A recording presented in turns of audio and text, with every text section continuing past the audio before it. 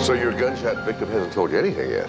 The doctors in ICU say he'll probably never regain consciousness, but I gotta stick around just in case. In that case, I'll buy you a cup of coffee. So I paged you. It has been more than 2 hours since I called. Now, I've got a patient here. Sorry, sir. I have already left a message on the voicemail. Now, if you'll just be patient. No, I'm not gonna wait. Now, you put on one of your damn managed doctors now, or I will be calling every 10 minutes until I speak to one. What's wrong, Jesse? I've got a patient in there, a 4-year-old girl, but Betty here says that I cannot continue Simple treatment. administrative problem. It's been 2 hours. The procedure is very clear. The patient is no longer in a life or death situation. Let me be the judge of that. I'll have to owe you that coffee. Put it on my ledger. What do you got? When she arrived, she was febrile and cyanotic. We put her on O2 and bronchodilators. She was brought in at 11:10? Yeah. Well, hell with it. Bring her in, admit her from ER, and start her on definitive treatment right away. Blood cultures, antibiotics, chest x-ray. Dr. Sloan, I'm sorry, we can't do that. The patient is signed with Triax Multi-Health, Inc. We have to have permission to treat. Let's have a look at it. Yeah.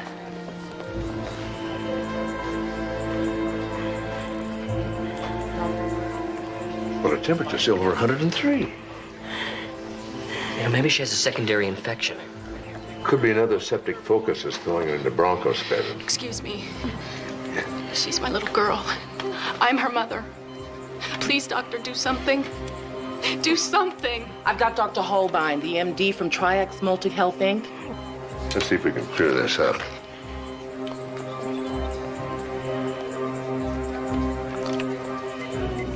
Yes, Dr. Holbein, this is Mark Sloan, a community general. Dr. Sloan? MD? Yes. Why didn't the subscriber call her primary care physician first? I don't know. Probably because her little girl was turning blue and she was too scared to do anything but dial 911. Well, in any case, the patient should be at the Triax Multi-Health Contracted Facility. That would be Green Lawn Hospital.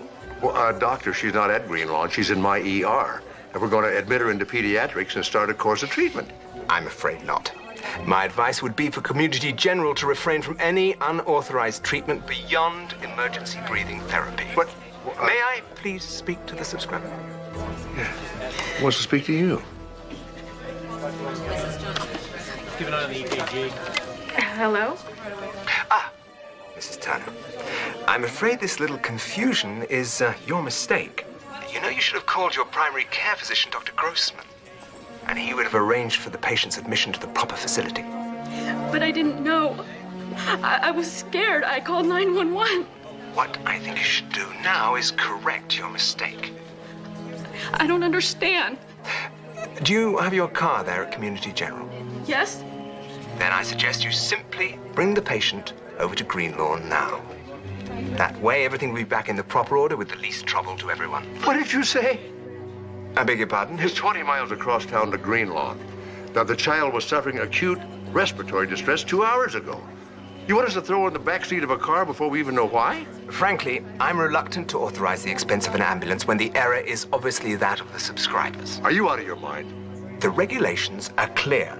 The patient must be treated in the HMO contracted facility, unless there are legally binding, obvious, immediately life-threatening circumstances. Doctor, I just told you. Simple breathing difficulties that respond to interim treatment do not qualify. Now, I'll see about ordering an ambulance over from Green Lawn. It should take, perhaps an hour.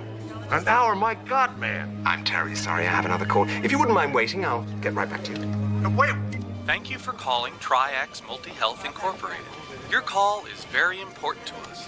Please stay on the line for the next... Admit her. Dr. Sloan. I'm not holding off treatment any longer. I'll get Baccarelli up at pediatrics. The hospital directives are very clear. With HMO patients, we must get permission before undertaking any further treatment. What do you want to do, Betty? Wait an hour for their ambulance? She's having a seizure. Get into ICU. I'll get Baccarelli. Let's roll her on her side. Get her airway. Get that oxygen mask back on. Start an IV Valium now. Baccarelli, please call ER immediately. Dr. Sloan, line 2. Dr. Sloan, line 2. Sloan. Hello, Dr. Sloan. This is Dr. Arthur Holbein here again. I'm afraid the ambulance will be slightly delayed. There is a backup at Green Lawn. Don't worry. It'll arrive, and the patient will be appropriately cared for at the proper facility. Dr. Baccarelli. Dr. Baccarelli, call ER immediately. Dr. Baccarelli.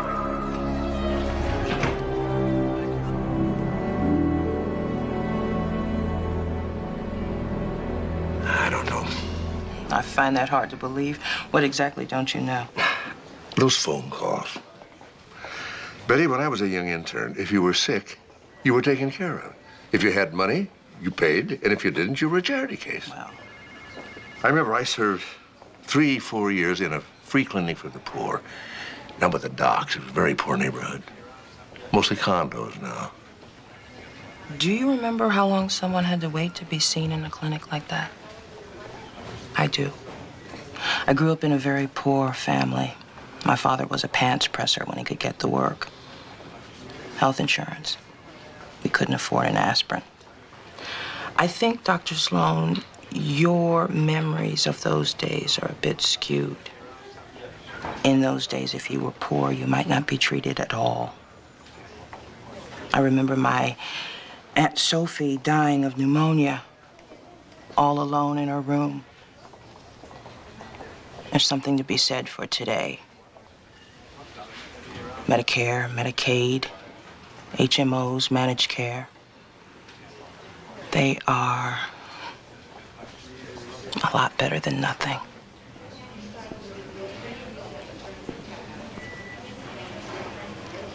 About 25 minutes after we got the little girl into the ICU, she went into cardiac arrest. Stan Vaccarelli did all he could, but, she died within 15 minutes. Anybody tell the mother? I did.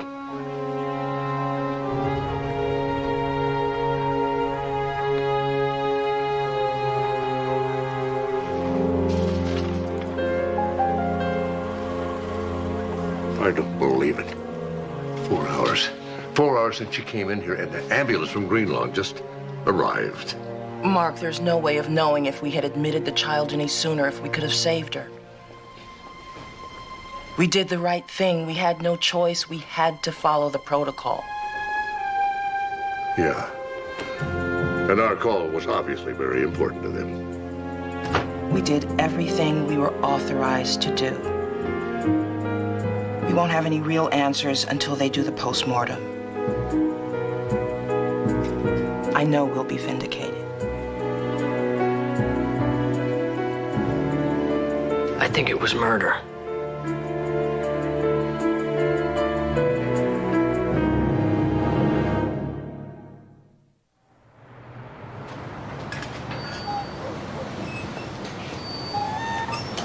Dr. Sloan.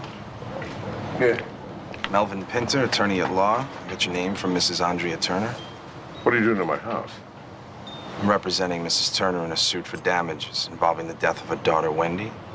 I haven't heard about anything like that. Nobody has. What I mean to say is the case hasn't actually been filed yet, which is why I wanted to talk with you.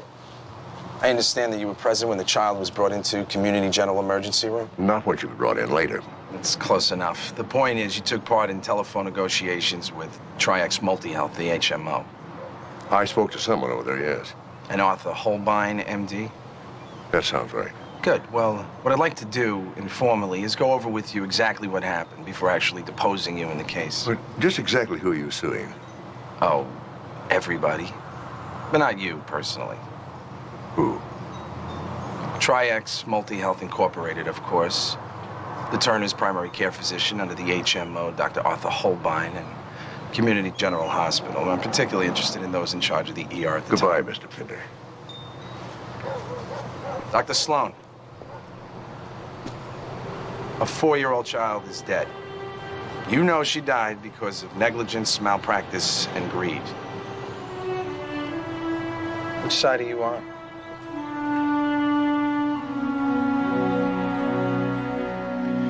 Was he killed with an 8-inch Phillips screwdriver or not? You know, he could have been killed by a long-range X-ray beam from a flying saucer, but I won't know until I can complete my autopsy, which I can't do with you hovering and pestering me. Come on, Amanda. It was sticking out of his chest. I've got a witness and I've got the weapon. What's the mystery? Amanda? I'm sorry, were you in the middle of something? No, this gentleman was just looking for a spot for his screwdriver. Don't ask. Oh. Listen, do you remember doing an autopsy on a 4-year-old girl about 3 weeks ago? Yeah, that was Wendy Turner. Right. You remember the postmortem findings? I believe that she died from cardiopulmonary arrest due to bronchospasm, and that was complicated by bacterial pneumonia. Well, I was thinking more of the time question. Do you think further treatment, say 2-3 hours earlier, would have saved her? What I mean is, was delay the cause of death? In a general way, earlier treatment is always best. I'd need to pull the file. It's tough to say what brought on the cardiac arrest. There are always variables. Okay. All right, thanks. Dr. Sloan, report to administration. Dr. Sloan, please report to administration. What was that all about? He keeps thinking about that kid's death. Tried taking him out to dinner Tuesday night. You took him out to dinner? That was a special occasion. Yeah, but he didn't eat a thing. Just kept asking himself if he could have done more to save her. I wasn't much help. Well, neither was I. Look, I can pull that file and take another look, but that's about it. So, what can I do for you, Harold? Hal. Just Hal. I think you sent for me, Hal. Yes. Well, as a matter of fact, I was just wondering. There's a bit of a rumor, just a wispy sort of thing. Somebody was looking for you, certain Melvin Pinter. Is Pinter suing Community General? I mean, directly? You didn't actually say anything to Pinter, did you? Not yet. Because, as a matter of fact, legal says there's very little chance he can sue, and as a matter of fact, it wouldn't even be a suit per se. Well, you know, a lot of these HMOs have a contractual bar in their contract against court action, so most of the time, an arbitration is the first and sometimes the only recourse. But Pinter couldn't actually win. I mean, there's so many, intangibles, variables, and a kid. After all, we didn't do anything, right? Oh, that's right. We didn't do anything. We just let that child lie there in the ER. Mark, you provided emergency care and you stabilized her. After that, any delay is the HMO's fault. Nearly 4 hours went by before anything happened beyond initial inhalation therapy. Well, that's inexcusable. It's inexcusable. If anybody asks me about this in court or anyplace else, I've got to tell the truth. Of course. Just be careful. That's all. We have certain interests of our own in this, right? I don't understand. The HMO doesn't own us. Why do we have to do what they say? The HMO may not own us, Mark, but HMO-approved doctors send us patients. They send us money that we badly need. I mean, look, if they continue to like us and send us cases, we can pay for what? Research projects, we can pay for experimental services, teaching, my salary, your salary. It can't be so bad that we let them tell us what to do. Mark, the old days of Norman Rockwell-type family doctors with charity clinics and even federal payments like Medicare and Medicaid. It just wasn't working. Something had to happen to control costs.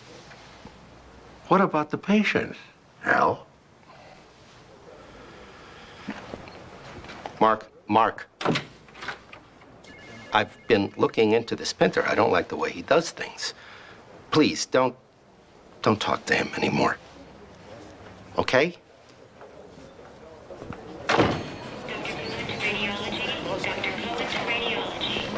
Dr. Sloan. Hi, Nancy. Something wrong? I need a minute. In private.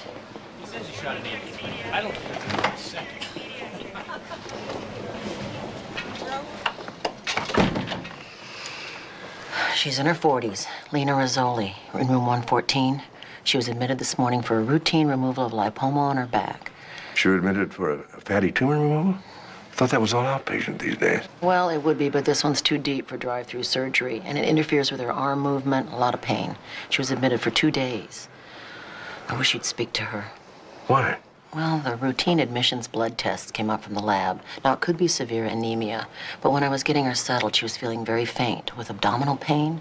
The admitting doctor came in. Well, naturally, I asked him about it. He told me to forget it. You know him? No, his name's Gould, Leonard Gould. He really snapped at me. He told me that the patient was fine and everything was under control, implied that I should know my place. Oh, I see. Mark, you know, I put in a lot of time in the outpatient cancer service. I had that lumpectomy myself 5 years ago. I remember. Is Gould still here? No. You didn't tell him you were going to talk to me or anyone else, did you? No. You know you could get fired. It doesn't matter. The woman needs our help. You know, I wouldn't ask anybody else.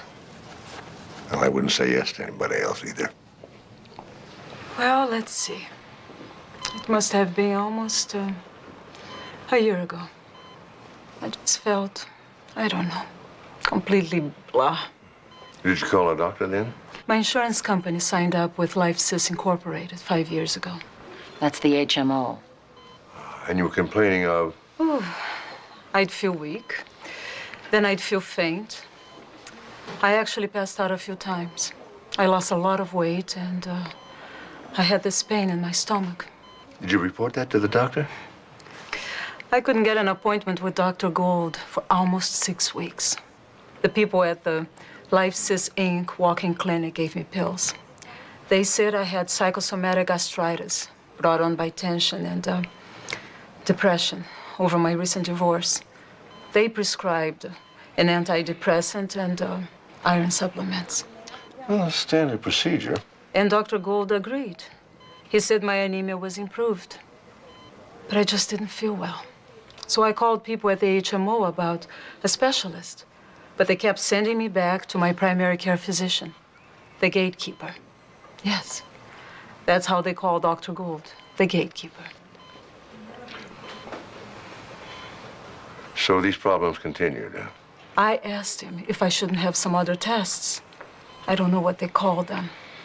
MRIs, CAT scans. But he said they were unnecessary. So for 6 months, I was on iron supplements and Prozac. And now this thing on my back, the lipoma, grew and really hurt. And that's what I'm here for. I see. Miss Rizzoli, have you ever had a mammogram? As a matter of fact, I asked about that as well. But Dr. Gould said it was HMO policy that it was unnecessary for a woman under the age of 45.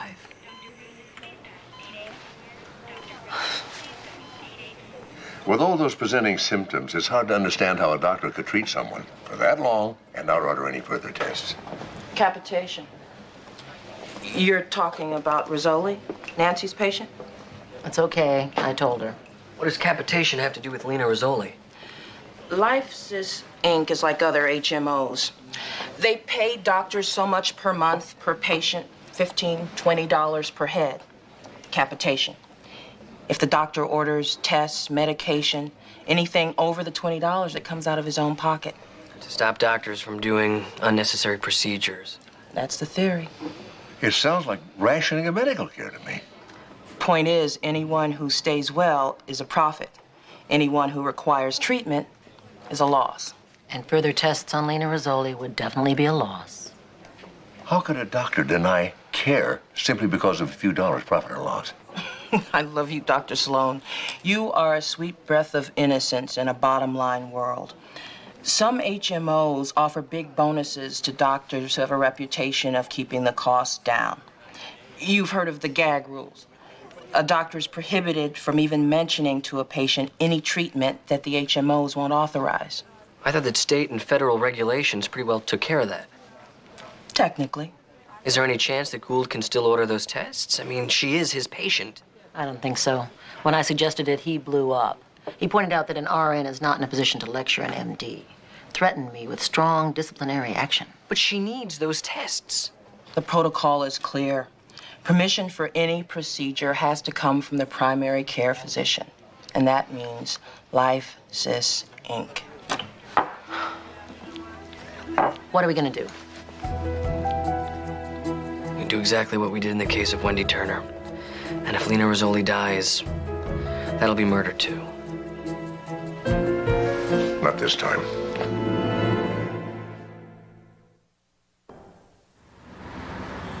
I want to know who's responsible for this.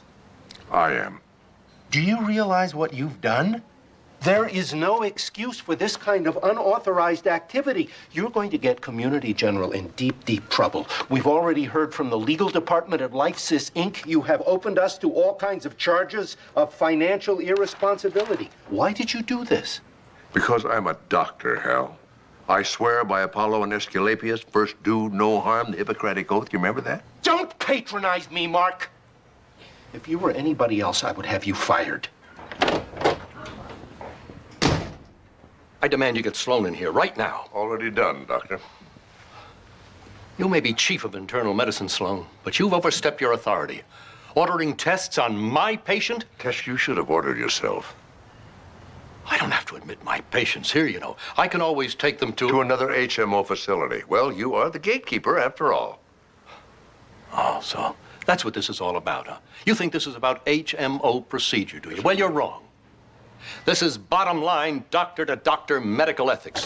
Mrs. Rizzoli is admitted for routine minor surgery, a lipoma excision, and then you in Community General Hospital move in with the obvious motivation of running up enormous bills by a lot of unnecessary procedures. This is the grossest kind of ethical lapse. Dr. Gould, I am sure that we can settle this without any kind of... Well, you going to let him get away with this? Because I'm not.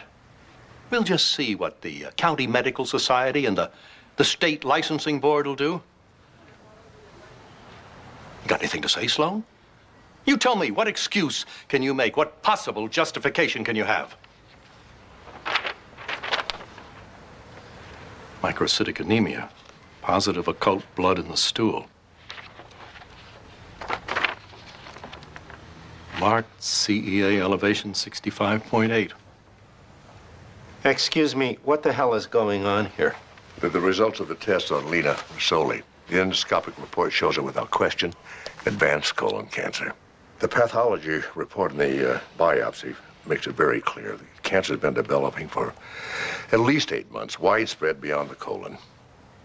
Had the symptoms, the continuous anemia, the weakness, the unexplained weight loss, pain in the abdomen, been interpreted to call for test. When she reported it, the early stages could have been spotted, and the prognosis would have been a lot different at this point. As it is, CAT scan shows widespread metastases to the liver.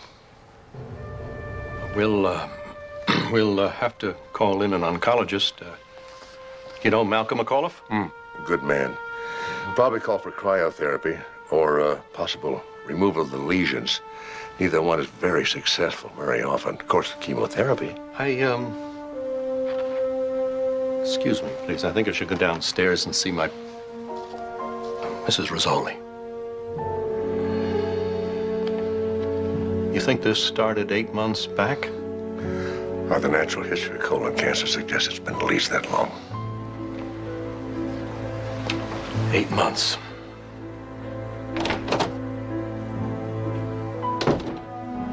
How long has she got? Well, I'm no specialist, Hal. 6 months a year.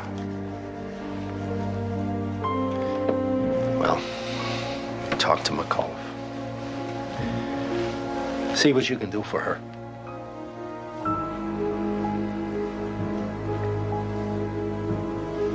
Hmm. 6 months to a year of chemotherapy. You think LifeSys Inc.'s going to pay for that one?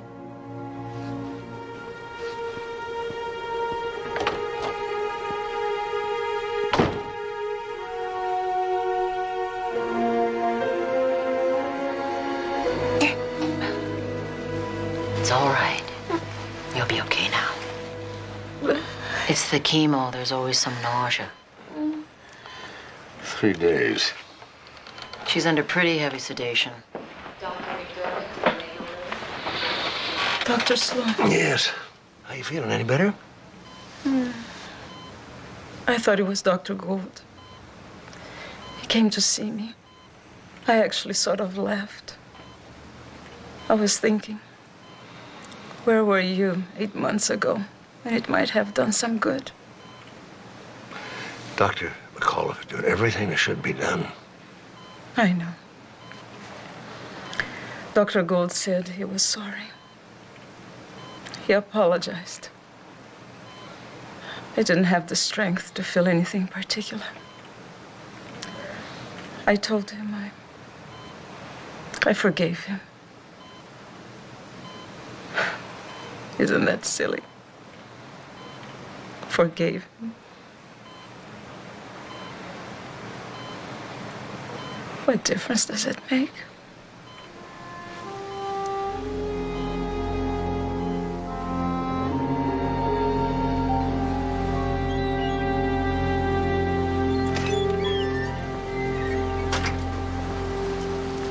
Hi.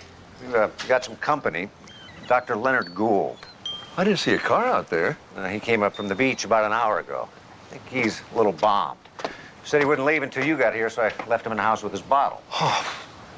Well, you better make some coffee. High octane. All right.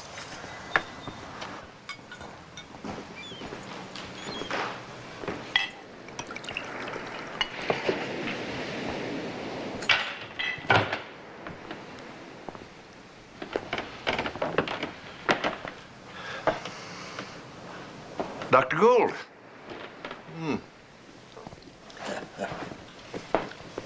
You're back from the hospital. Mm-hmm. How's the patient doing? Oh, standard reaction to chemo, nausea, that kind of thing. I haven't been there for 10 days. I transferred the case over to Malcolm McAuliffe. Yes, I know. Did you know that a suit has been filed by Melvin Pinter, counselor at law, against Life Sys Inc., HMO, and Leonard David Gould, MD, for $5 million damages? I will drink to Life Sys Inc. Of course, they won't get $5 million. Judges tend to throw out huge jury awards. Have to settle for maybe $700,000. On the other hand, my own malpractice insurance has been canceled. What I can do next in medicine is an interesting question.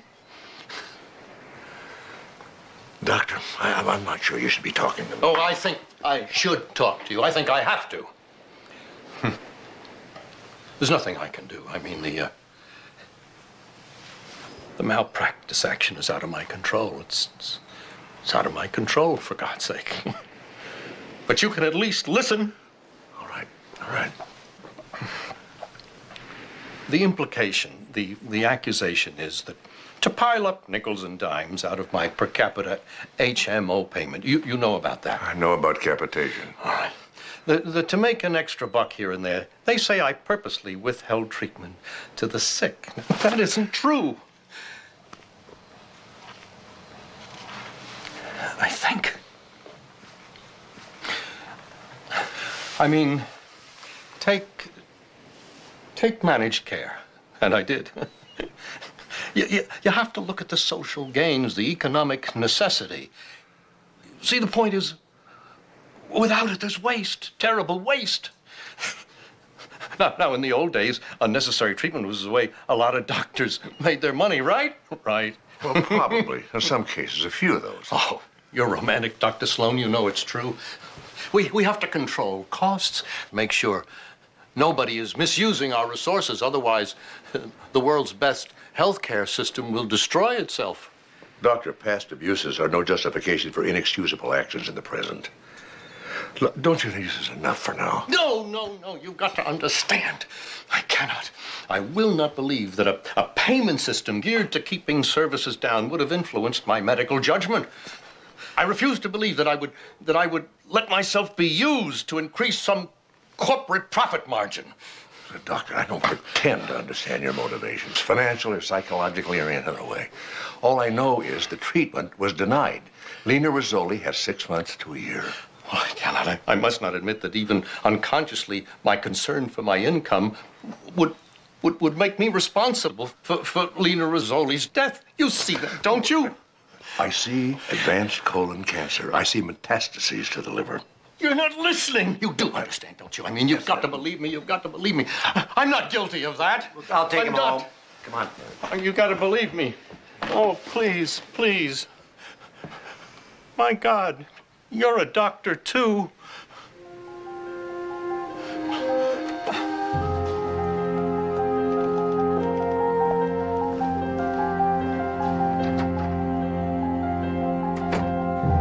Okay, continue the Fortaz, 1 gram, Q8H. Charge nurse to 5th floor nurses station. Charge nurse to 5th floor nurses station. Mark, I knew you were working today. actually, I came by to say goodbye. I've been fired. Nancy, you knew you were risking your job when you questioned Gould's diagnosis and came to me. That's only part of it. I think they also found out I'm the one that tipped off Melvin Pinter. It's a good thing they can only fire me once. Let me talk to Mr. Lomax. No, please, there's no point. In fact, they're offering me a reference and 6 months severance pay. They're buying you off. Oh, I'll let them. I don't regret what I did, but they might. I got an offer to teach in a nursing school. I like the idea of unleashing a few Nancy Rushes on the Lomaxes of this world. Oh, we're gonna miss you. I'll miss you.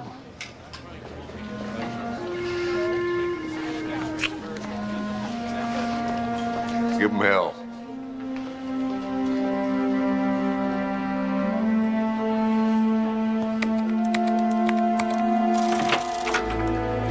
I'm sorry, Mr. Lomax. I tried to stop him. Why are you firing Nancy Rush? She broke protocol. Come on, Hal. On top of which, LifeSys Inc. became aware that she was instrumental in Melvin Pinter's malpractice suit against them.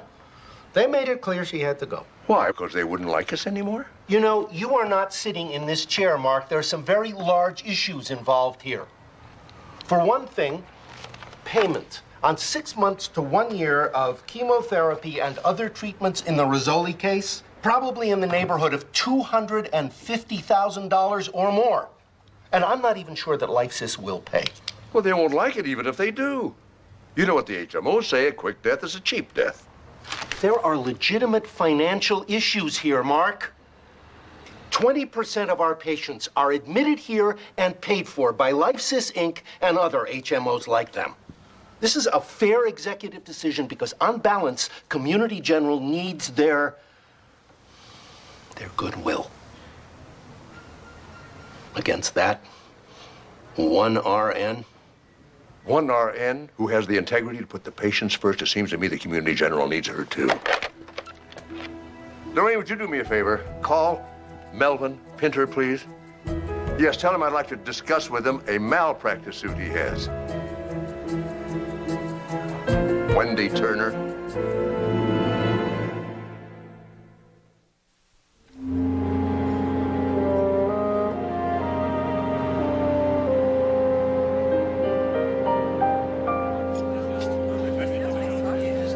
You know, they sent out to the farmer's market for the logs. No thanks. Very fancy law firm. What, this isn't yours? They won't even let me into the men's room here. Even the janitor has a degree from Harvard Law. Now, they just lend out their boardrooms for fancy arbitrations. Like today? That's right. First stage, a non-binding arbitration. You mean there's no judge? An arbitrator. Well, actually, he's a retired judge. Teaches legal ethics at UCLA Law. Don't think I'll find too friendly an ear there. Why not? Last case he sat on, he threw out 5 out of 6 charges. Then cut the amount of damages down from $1 million to a piddling $100,000. Point is, for a major insurance company or HMO to get out from under for a lousy $100,000 is like, finding a bargain at a yard sale.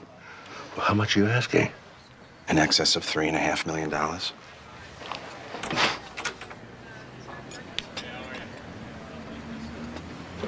Stay away from the onions.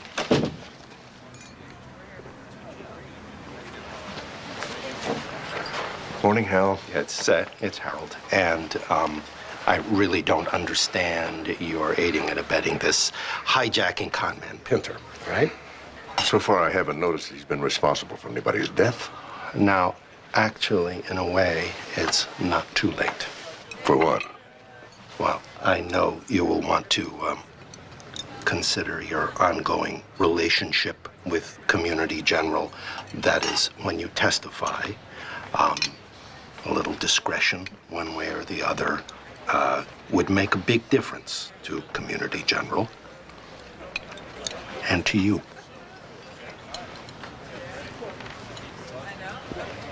Now, Dr. Travis, I just want to get this clear.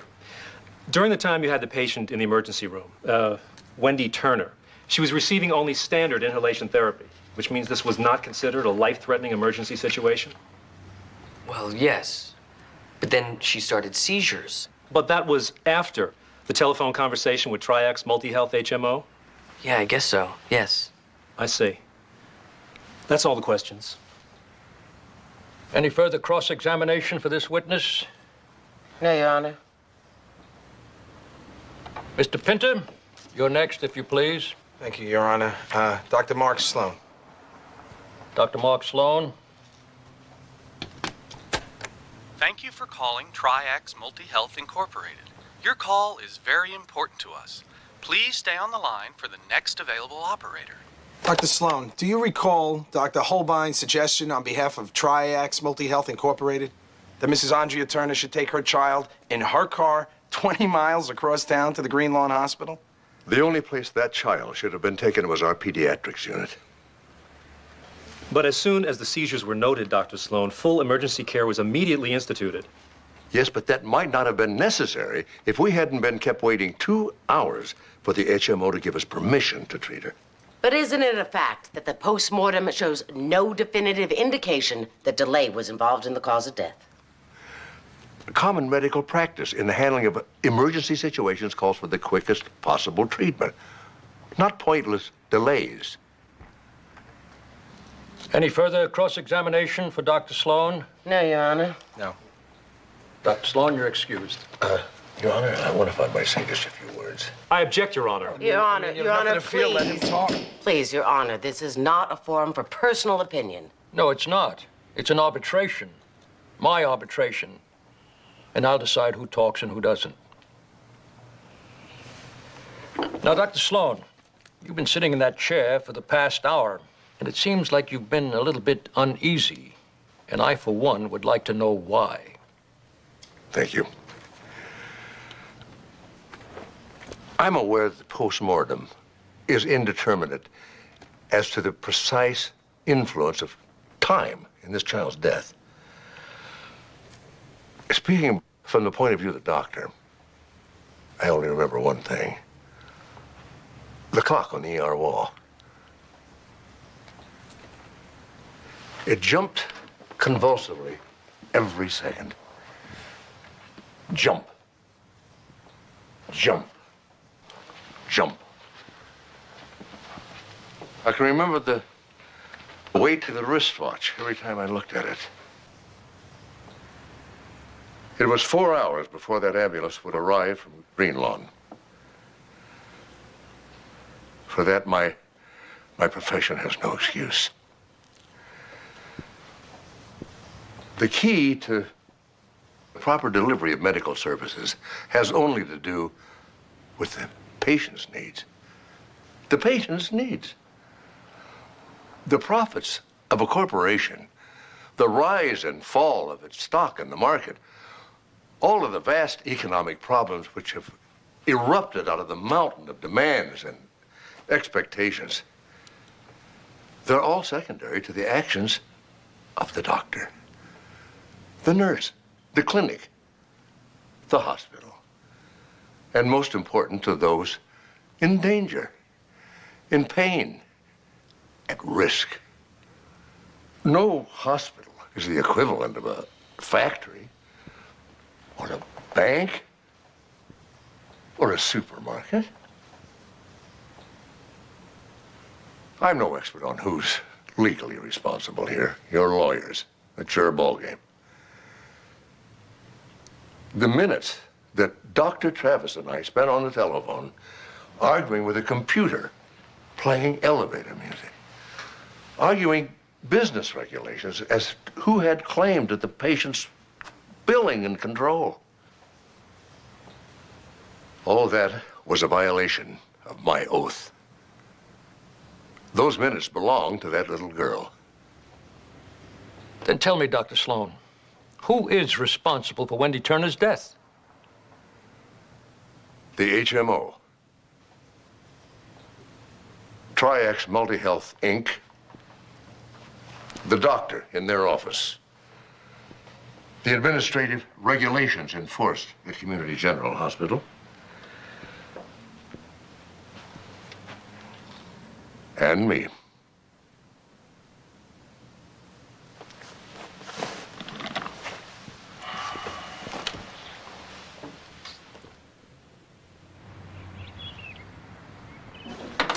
Well, I have some news. The ruling came down this morning. How'd it go? Told you I was afraid of Judge Kesey. First off, the claims against the hospital have been thrown out. That ought to make you happy, Dr. Sloan. Not very. Second, the judge is proposing a settlement. What kind? The companies, the insurance, and the HMOs have agreed to pay, but they don't have to accept any blame for any wrongdoing. They're guilty of nothing. Exactly how much is this settlement? $200,000. How does Mrs. Turner feel about it? She's not very happy. Not because of the money. I mean, that doesn't really matter to her.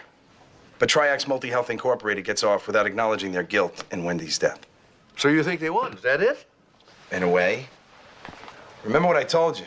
To a billion-dollar corporation, a few $100,000 is a cheap insurance premium to let them go on just the way they did before. How about you, Dr. Sloan? Have you got any backlash from the hospital because of your testimony? Oh, no, not yet. It's much easier to get rid of a registered nurse who doesn't have a term contract. Although Lomax has stopped asking me to call him Hal. You all right, Dad? Yeah, I'm fine. At least it's over. This case. But there'll be others. Lena Rizzoli. Oh, now that one should be easy. Of course, I'll probably have to subpoena you, Dr. Sloan. But at least the hospital's in the clear. That's great for the lawyers and the hospitals. But what about the people who practice medicine? I mean, what's the point of becoming a doctor if I can't be a doctor? If some corporation is going to tell me who I can treat and how to treat them? Jesse, there's only one rule that applies to what we do, and it hasn't changed in the last 2,000 years, no matter how much the practice of medicine has. First, do no harm. Even though they're not making it easy for us.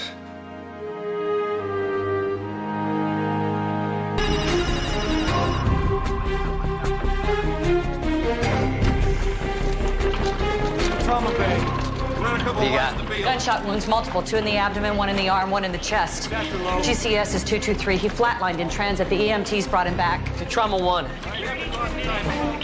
That's right, Jess. It's not mine. We got a call about an officer-involved shooting. Yeah, Lieutenant Sloan. I'm the officer involved. The guy that got shots in there. Came out of the gas station with a night's cash in one hand and a Glock in the other. Just when you decide to drive in for a fill-up. If he manages to pull through, I could use you for backup and guard duty. No problem. Dispatch cleared us both for the night.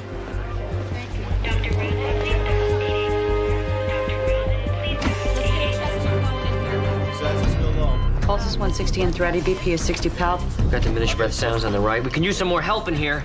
Let's get a second big bore IV with Ringer's lactate wide open. Thoracentesis train a 36 French tube. Got it. And nail down an OR. I already called. All the ORs are taken. Intubating. Call them back and tell them we can't wait on that OR. All right, I'll try it. Where the hell is Dr. Mason? Haven't seen her since my shift started. Doyle, go find Mason now. Sure thing, Doc. Nurse, I can use another pair of hands here. Take over the ambu bag. I got it. He's crashing. 100 joules. Charge. Clear. Eyes flatline. An ampivepi. I'm starting CPR. No coronary artery disease. None, and the lungs are fairly dry as well. Could it have been something mechanical? Maybe the ventilator failed. No, I spoke to the floor nurse, and she told me the ventilator was fully operational. Mucus plug in the trachea. Upper airway's clear.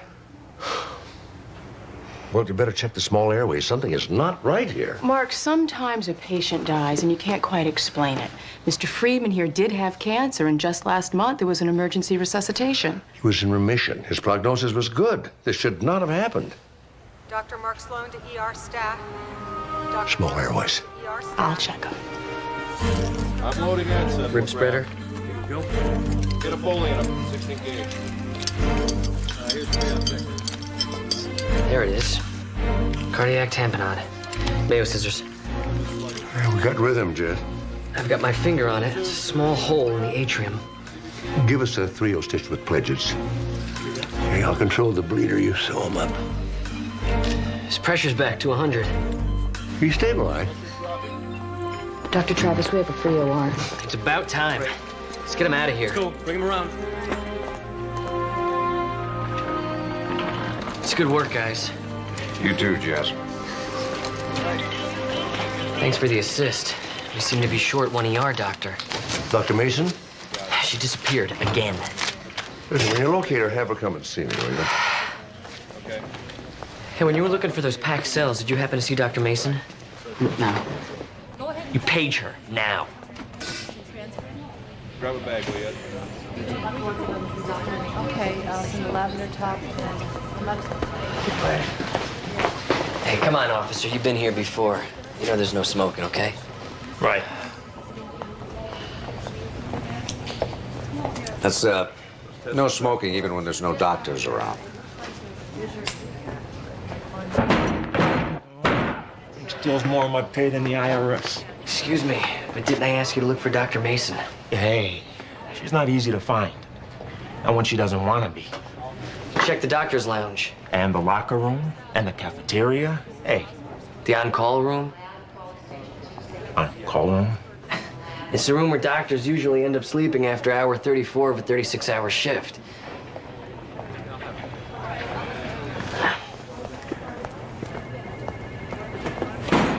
Nurse Cole to the outpatient department. Nurse Cole to the outpatient department.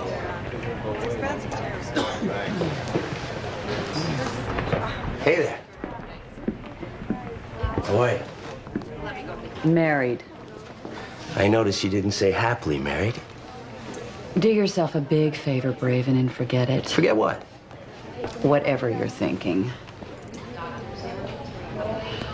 With your people skills, how come you never made detective, huh? You can actually work on patients' charts in the middle of the ER? Sometimes there's quiet amidst chaos. Coming through. Everything's erratic. Other times, it's just chaos. What's up? What do we got? 27-year-old female, charcoal gold with a hint of blue. Charcoal gold? While the woman was engaging in a little James Bond fantasy with her husband. Respiration 40, labored in shallow. She's suffocating. Get her an exam one. Mr. Bond, you stay right there. Look, go down to the maintenance closet on this floor. Get me some industrial solvent. Get the doors locked. Kick it down. All right, on my count. 1, 2, 3. Get a rebreather face mask on her and start a femoral line, if you can find one under all that paint. Just hold on. We'll get that paint off. You'll be just fine. Oh, good work. Yeah, well, administration's gonna want to talk to you about a door. What can I do now? Okay, I want you to wipe the solvent in squares from her armpit down to the waist, across the waist, and across the collarbones. Why the pattern? Because the movie had it wrong. People do not smother from being covered with paint. But when the paint dries, it contracts and hardens. And constricts the chest cavity so they can't breathe. Why don't people ever watch the movie all the way through? Wouldn't have mattered anyway. They had the science wrong. Yeah, but she still died. I mean, could have taken the hint. Her respirations are slowing. She's moving more air. Better? Good, good. Okay. Wipe off the rest of the paint and be sure and wash off the solvent, because otherwise she'll look like a boiled turnip when she gets home. Let's have a word with Mr. 007 out there. Your wife's gonna be fine. Next time, try Diamonds Are Forever. A lot safer.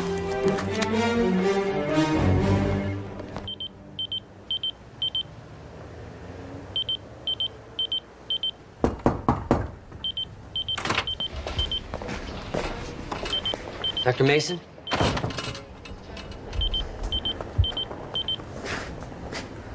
Well, if you can sleep through that, you can sleep through anything.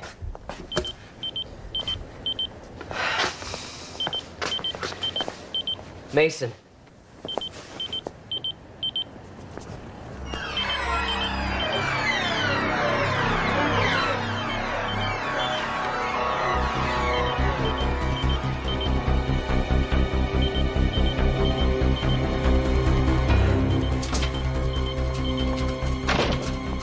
Assuming he makes it out of recovery, he'll be sent down to ICU. We'll need a babysitter. Want to flip a coin? Why?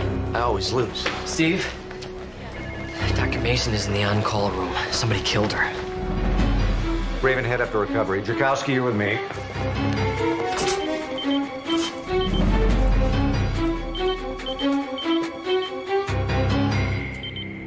This is Dr. Mason, I assume.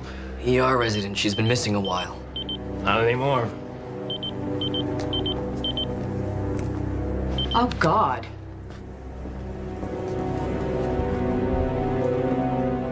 Now at least I know why she wasn't answering my page.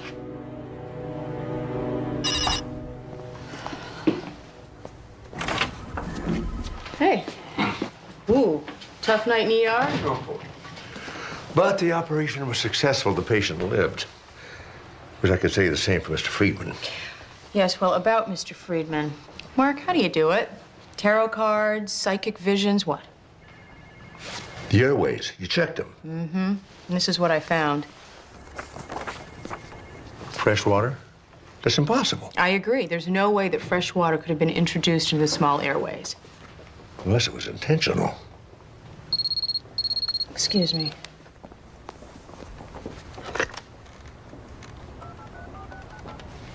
County Dispatch, Medical Examiner Bentley. Is this a joke? No, I don't suppose it would be. Do you have a name on the victim? Good, I'm on my way. On your way to a crime scene? Yes, right here at Community General. All right, let's step back, please. Come on, there's nothing to see in there. It's not. Come on, let's go, please. Thank you. No, I'm sure. The last time I saw Dr. Mason was before my shift. And that would be when? A little before 7. You have any idea why someone would want to kill her? She stole everybody's lunches, hogged the TV in the doctor's lounge. I really don't know very much about her. Outside of ER, she kept pretty much to herself. Yeah, that's true. Dr. Mason was not known for being outgoing and friendly. Well, friendly or not, she's been dead for about an hour. Body's still warm, not much rigor mortis. No broken fingernails either. Not much of a chance to defend herself. Maybe she was attacked from behind. And the ligature marks are indicative of that. Is there anything there that might indicate who killed her? Your guess as good as anybody's, Steve.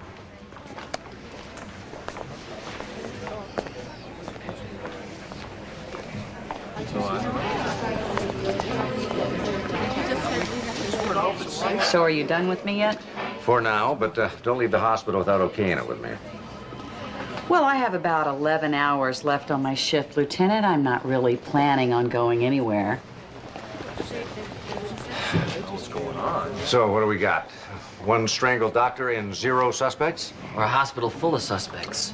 For more than one murder, I'm afraid. There was another suspicious death, Mr. Friedman in the cancer unit. How suspicious? Enough to warrant an investigation. Sloan. Hank? Hank, calm down. Are you sure? Where? Another body in Ward 3. Hank. Slow down, Hank. Can you tell me who it is? All right, we'll be there in just a minute. Stay calm. Dr. Sloan? Hello? Hey. Oh, thank God you're here, Dr. Sloan. I opened the door and bang, there he was. And right off, I know he's dead. I had nothing to do with it, Dr. Sloan. I swear, I did not touch that man. Take it easy, Hank. Nobody's accusing you of anything. You saw a dead body where? Yeah, in the stairwell, right there.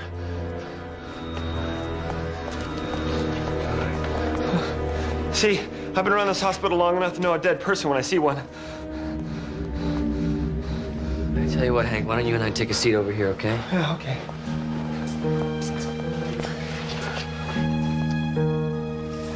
Ann Garraway, diabetic. What was N. Garraway doing wandering around the halls and falling down a stairwell? You know, I don't think he fell down anything. Take a look at him. I don't see any cuts, scrapes, or bruises. No obvious broken bones. I think he was dragged into this stairwell. More like hidden. And not too long ago either. Still drenched with sweat. Sure sign of hypoglycemic insulin shock. But caused by what? An IV of pure saline solution? I'm not so sure it was pure. I have a feeling it was spiked, probably with insulin. Well, that would cause him to go into shock. I'll have it analyzed right away. You're saying 2 people were killed in this hospital in one night? 3, if I'm right about Friedman. And apparently all about the same time. Well, not exactly. What time did Friedman die? Working backwards from when the nurses told me they discovered the body, I'd have to put the time of death at about 6 even. Dr. Mason died just over an hour ago. At 7 o'clock. How long was this man been dead? 10, 15 minutes, you think? About 8 p.m. The same person is killing all these people. Serial killer. Killing every hour on the hour. If that's true, we've got less than 45 minutes before he kills again.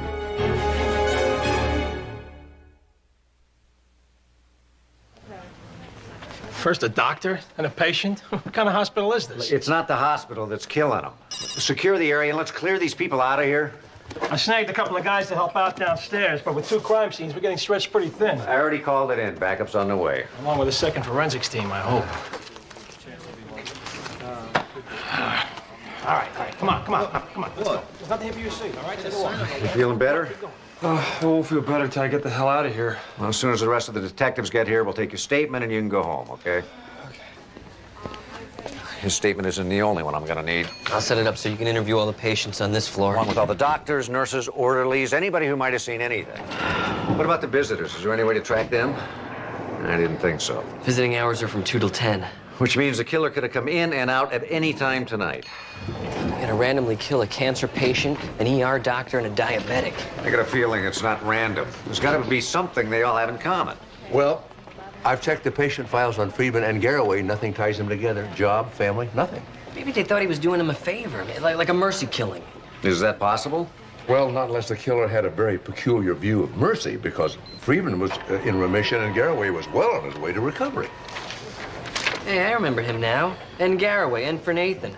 Dr. Mason and I caught him in ER. He was in pretty bad shape. Severe head injuries, ruptured spleen, bruised heart. He coded. We shocked him back. So Dr. Mason had a connection to Garraway. Yeah, but so did a dozen other people in ER. Doyle was one of them.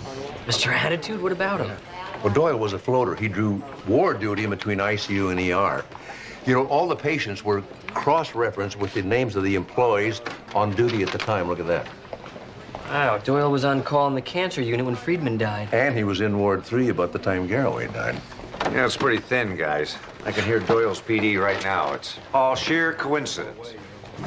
Is it a coincidence that Dr. Mason reported him to the disciplinary committee last week? For what exactly? Stealing a patient's watch. Claims he just found it and that he was going to return it. Mason didn't believe him, and I don't imagine he was very happy about that. I'd like to find out exactly how unhappy he was. That's a good idea. And while you're doing that, I'll try to track down Amanda. I've asked her to review all the deceased patient files for the last week. You think there could be more killings that we don't know about? Jesse, at this point, I don't know what to think. Except we're running out of time.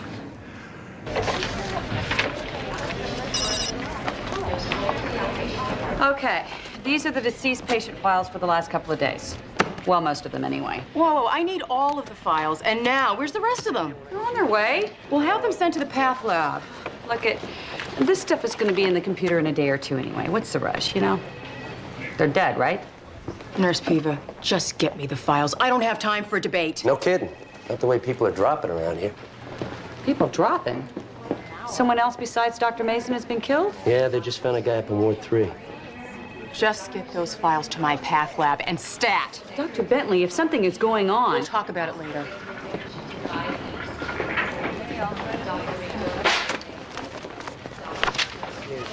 Thank you.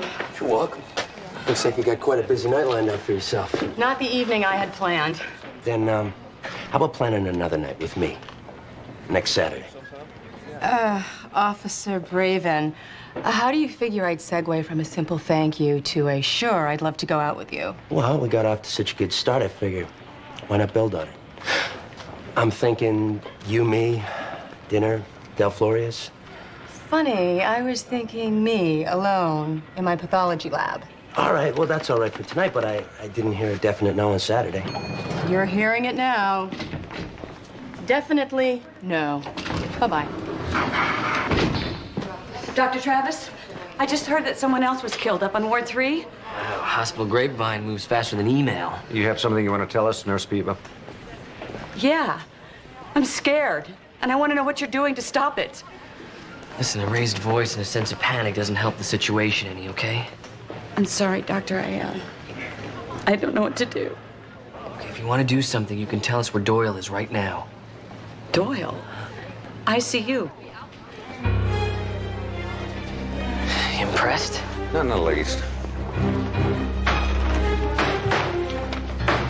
Hey, why don't you kick it while you're at it? Everybody else does.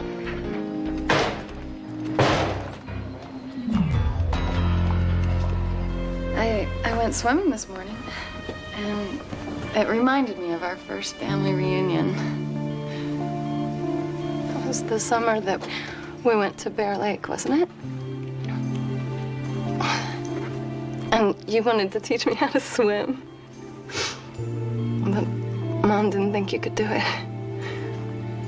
Remember? Guess we showed her. Doyle, we need to talk. About what? I'm pretty busy. Let's take it out in the corridor, okay?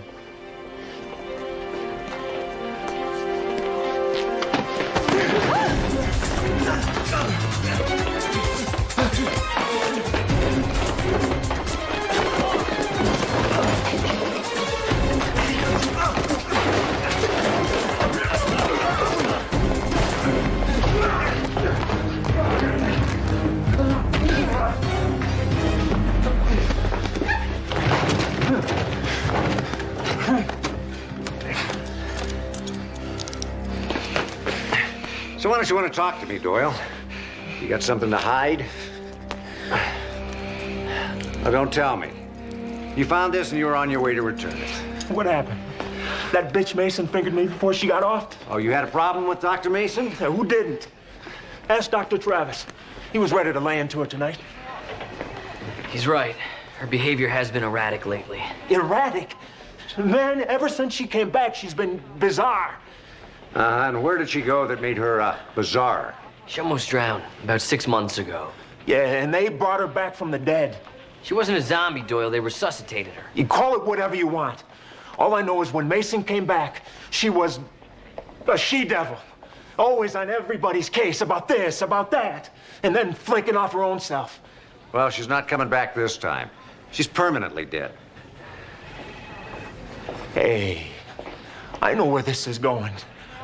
I didn't kill her. If you want to prove that, Doyle, all you need is an alibi. I didn't kill her. Sorry. A couple of stitches, she'll be fine. No, I won't be fine until I'm out of this madhouse. Come on. Ow. Okay. Like the way you handled yourself, Officer Braven. I did what I was supposed to do. I stayed at my post. Nice post, but she doesn't look like your type. She's not married, she's not a nurse. I see you've taken a real interest in me. I'm flattered.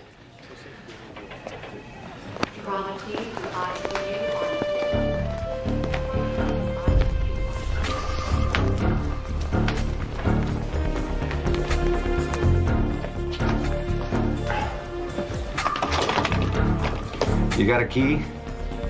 Just knocked 3 times.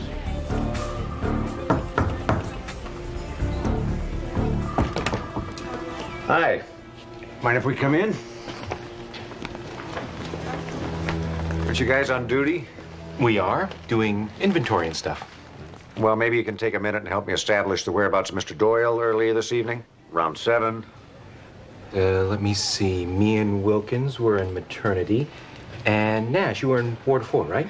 Yeah, come on, you guys. You took me for $72. At least you can back me up here. 72 bucks. Hey, full house. When did Community General start stocking these? This isn't getting back to our supervisor, is it? Probably.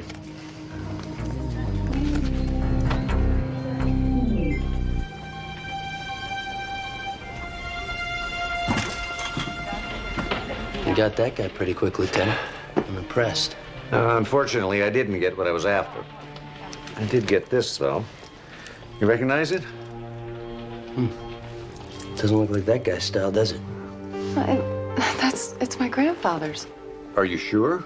Yeah, my brother and I, we gave it to him for his birthday. It was in here, but Well, normally I'd have to keep this for evidence, but since Doyle has already confessed... Thank you. My grandfather would be lost without this. So would I. Thank you. Well, he would thank you too if he could. Well, I hope all the commotion didn't disturb him. Oh no, he's been through the Great Depression and World War II and 3 strokes. I'm sure a little commotion didn't bother him much. Well, at least not now. Well, I better go. If there's anything else I can do, I'll make sure little Eddie's well taken care of. Thanks again.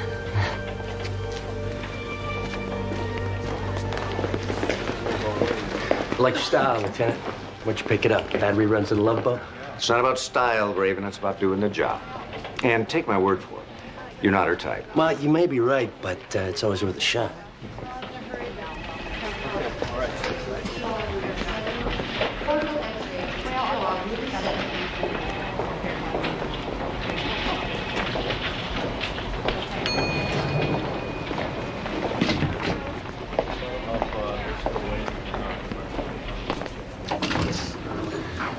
You were supposed to be in Ward 3 securing a crime scene, Jakowski. I kind of got lost looking for a bathroom. And you missed the one at the end of the hall on 3. Well, like I said, I got lost. I don't know my way around this place. What can I say? You might try the truth. You and me, Lieutenant, aren't we on the same team? Why am I getting interrogated here? It's not an interrogation, Jakowski. It's an ass chewing.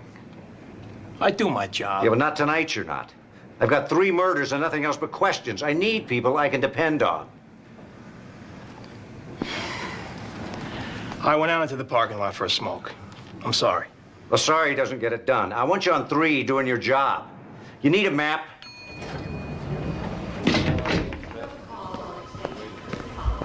Yeah, just don't turn me into Boris Karloff, all right? Ow. Well, that broken nose should heal just fine, but you'll have a couple of black eyes for a few days. Thanks, Doc. 5 milligrams of Vicodin for the officer. Any serious damage? Ah, they'll survive. How'd it go with Doyle? I knew it couldn't be that easy.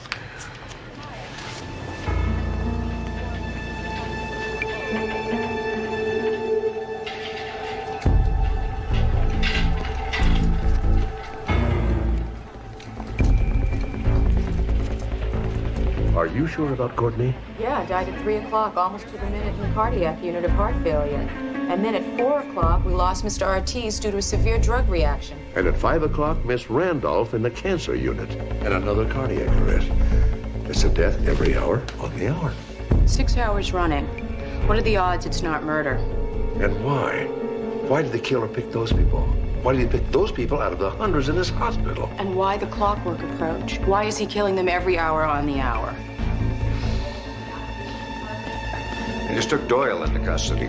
For killing Dr. Mason? No, theft. He's been stealing from patients. But he's got a solid alibi for the time Mason was killed. Well, that's too bad. I was hoping he was our guy. Yeah, we could have wrapped this up. I'm afraid he may just complicate things. According to Doyle, there are a lot of people out there who had a reason to want Dr. Mason dead.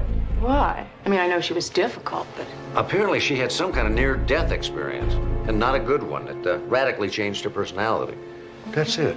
That's the link right there. It's been right in front of us.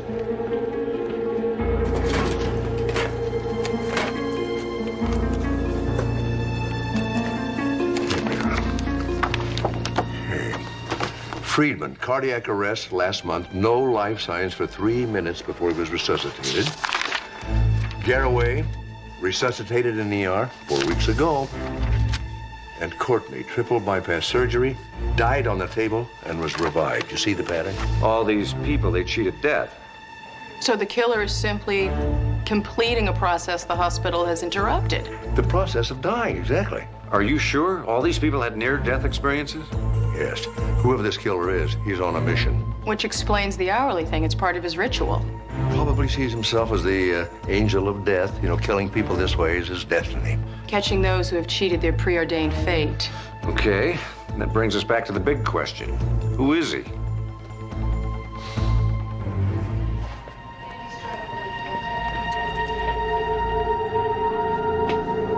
Could be anyone.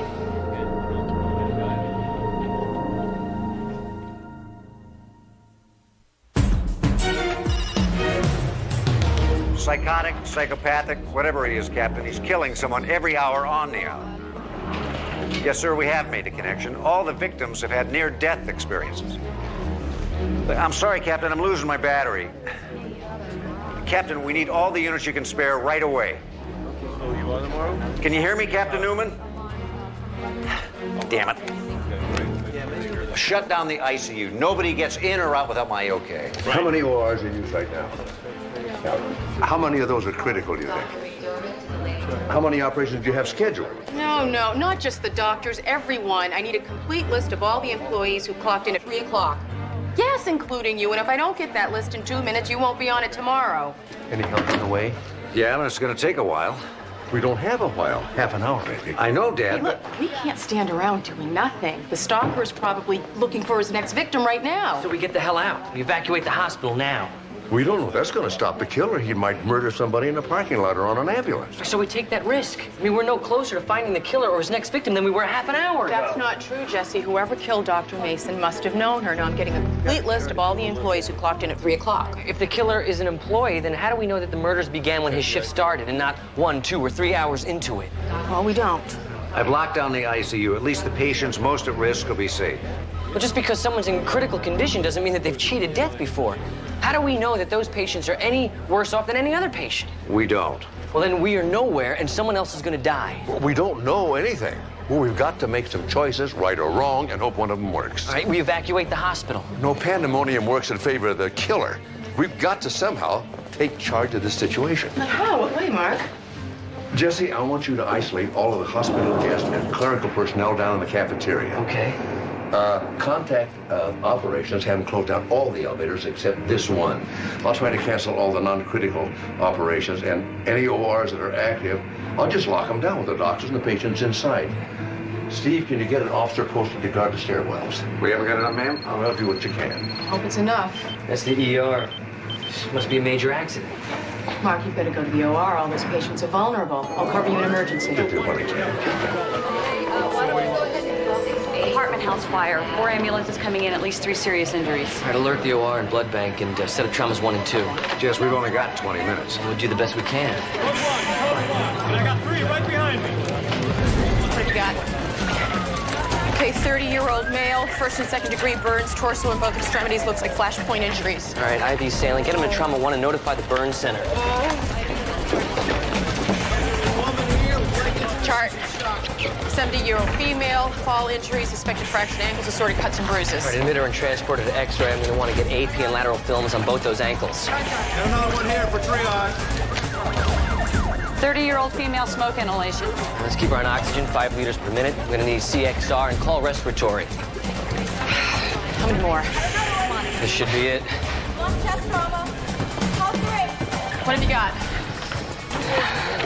Crushing chest injury, smoke inhalation, 3rd-degree burns, over 80% of his body. Let's get him to trauma 2, stat. Saline compresses. Let's call a thoracic surgeon and contact Dr. Ethan in plastics.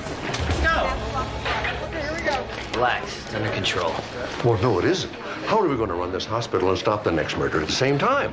We can't. I mean, you're trying to control an uncontrollable situation. We can't just shut down the hospital. You know, we can't do it. Jesse, we have to try. Dad, it'd take an army of cops to do that, and we just don't have one yet. The police. You know you're here more than anyone. Well, I swear I didn't do it. No, I mean there's a constant stream of police officers in and out of here all the time.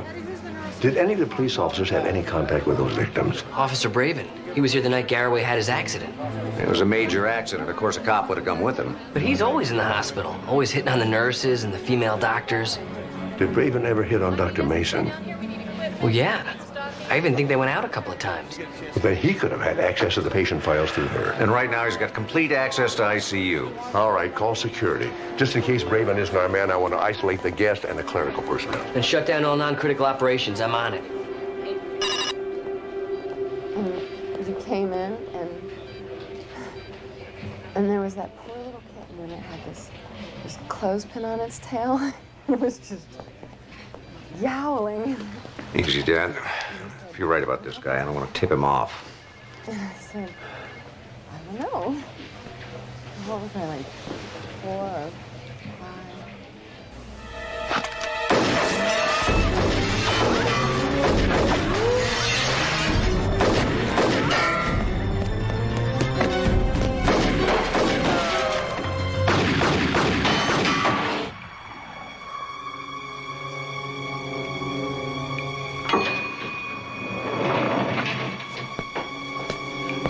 Braven. It's over.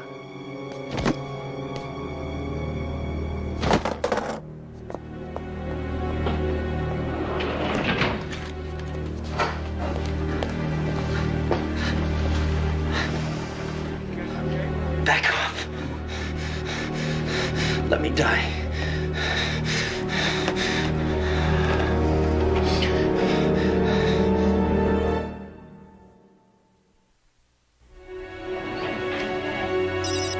Nurse, over here. Get me some bandages. I can't believe he shot him. I was just talking to him.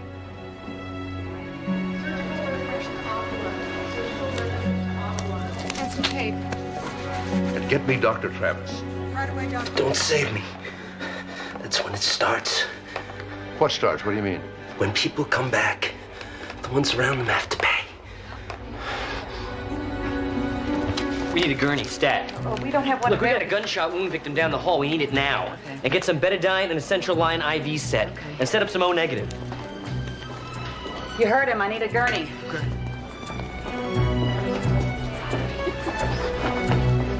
Wound in the groin. Massive hemorrhage, femoral artery. Pressure on it. We need to set up an IV. He's lost a lot of blood. No time, Jesse. We need to get him to ER. Look, we've got a gurney on the way. My dad. He was never the same. After what? After they brought him back? Killed my mom. Tried to kill me, hurt my sister. Hurt everybody around us. Is that what you're doing? Protecting the innocent? Nobody should die more than once. It is not right. 5 murders in as many hours. How'd you do it, Braven? How'd you pull it off? All right. On my count. 1, 2, 3. You got shot, Sloan.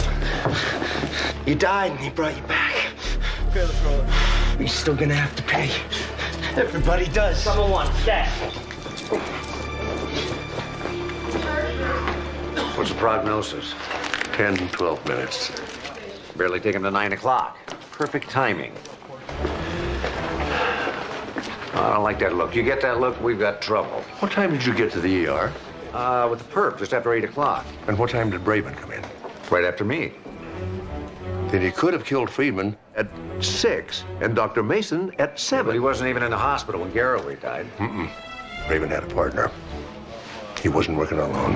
Might commit another murder in the next 10 minutes. And we had no idea where to start looking. I'll check the crime scene. Maybe forensics has come up with something that'll give us a lead. I'll keep an eye on Officer Braven in case he should pull through. He'll never talk. You don't know how much I wish you were wrong. Got page them already. Got a 30-year-old white male with 2 gunshot wounds in the abdomen. Let's start some big bore IVs. Pressure is 80 palp. I'm gonna need 5 units of Paxels. Abdomen's distended, significant bleeding there. At least his chest is clear. Main problem is in his groin. What about exit wounds? Nah, I don't see any. He's arrested. Stop breathing. All right, let's intubate. Happy, casualty. Let's get that defib over here.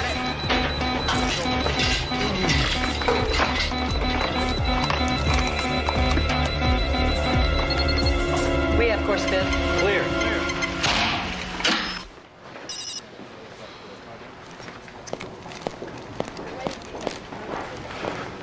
Glad you guys finally got here. Oh, it's been that kind of night. You got a team in the on-call room downstairs? And another one should be arriving at the cancer unit anytime now. You must feel pretty special, Lieutenant Sloan. Not every day you get a chance to shoot another cop. I had no choice. Yeah, like Braven had no choice when he saved my butt a dozen times. Now's not the time to talk about it, Jerkowski. We've still got a killer on the loose in the hospital. After it's over, You'll stay away from me if you have any sense. We're gonna hit the lake so far? Yeah, we good. No pulse, no rhythm at all. Should we crack his chest? It's too late, Jess. Even when we had rhythm, the EKG displayed ST changes that indicated a massive MI. Probably precipitated by hemorrhagic shock. Yeah, thoracotomy would be futile. Let's call it 8:52. I'll get a post-mortem kit. Good lines. I'll call this an excess.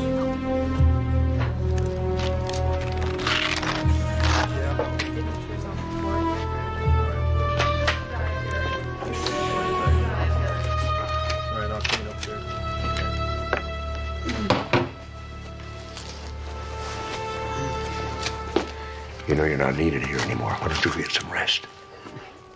Shame the on-call room's out of action, huh? What's your ETA? Great. That third team is coming in, maybe 5 minutes away. Great, to be here just in time for our next murder. We'll meet him in the cancer unit.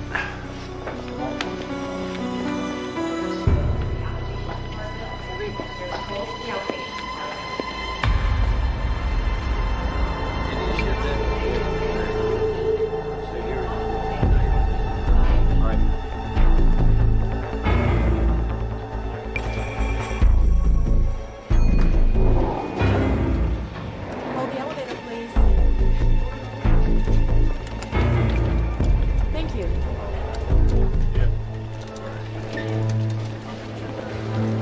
Well, there goes our only chance of finding the second killer.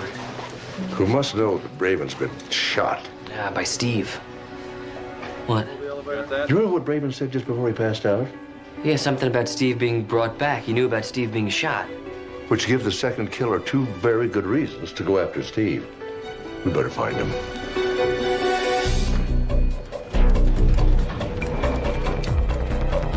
After you.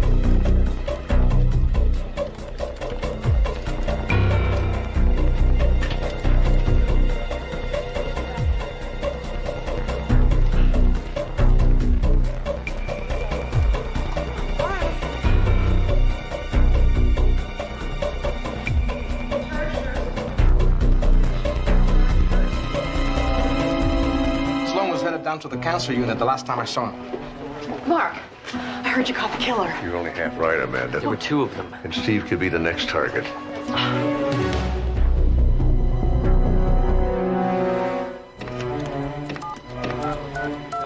Oh, that's right. Steve's phone's dead. Page him. I'll go on down to the cancer unit.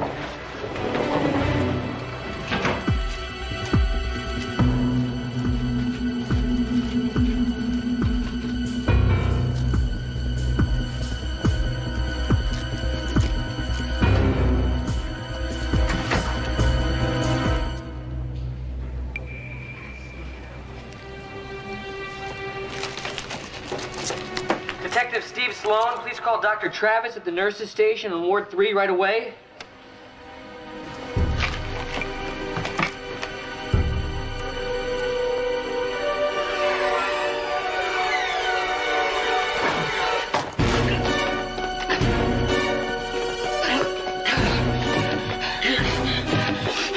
Remember that policeman you killed? Officer Braven? That was my brother.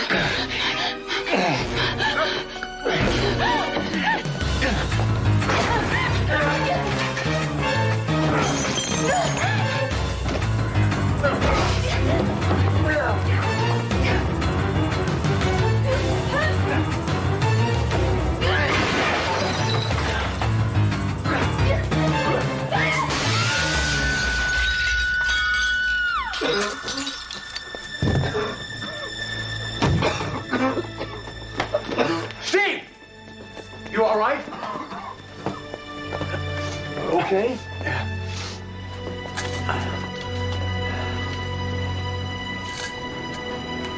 It's almost 9.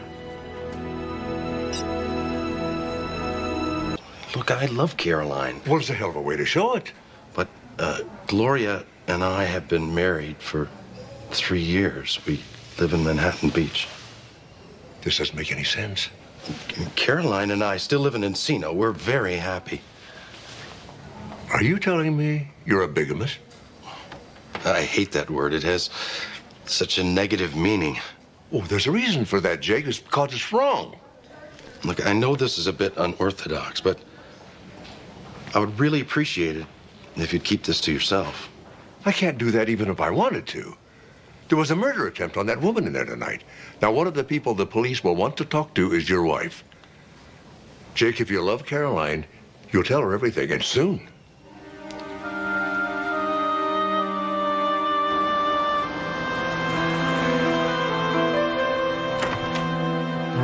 Honey, don't act like this. You son of a bitch! I hate you!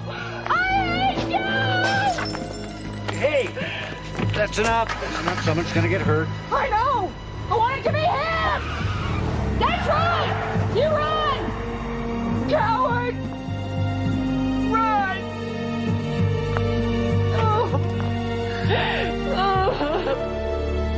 How could this guy pull something like this off? Logistically alone, we're talking about planning ahead, commuting, not to mention the lies. His first wife must have been incredibly dense. Actually, both women were quite bright. And neither one of them knew what he was up to. Unless Jake was wrong. Let's say his first wife did know about the other woman. Or wife. Well, that's what I thought at first, but I don't know, the way she was carrying on. The way you describe it, she sounds like one hell of an actress. As it turned out, she was. A good actress. She did commercials. Morning, Steve. If you're looking for Mrs. Caldwell, she's already been released. Caldwell Candles, we brighten up your life. How may I direct your call? Lieutenant Sloan? No, I'm afraid he's not in right now. Can I have him return your call? Uh-huh. Fine. Bye-bye. Jake, why do the police want to talk with you? What's wrong? Just a little misunderstanding. Where did you put the order for the Millennium Musk candles? Oh, well, it should be on your desk. Oh, my God, Gloria, what happened? Who the hell is Caroline? What are you doing out of the hospital? Answer me. Honey, we'll discuss this later. Answer me. It's a very long and complicated story. You are a perverted human being.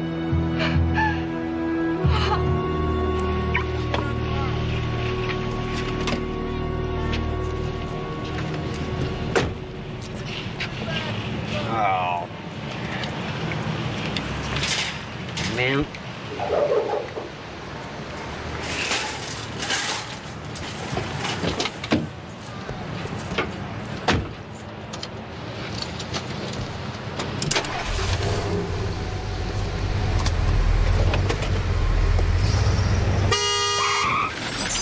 Oh.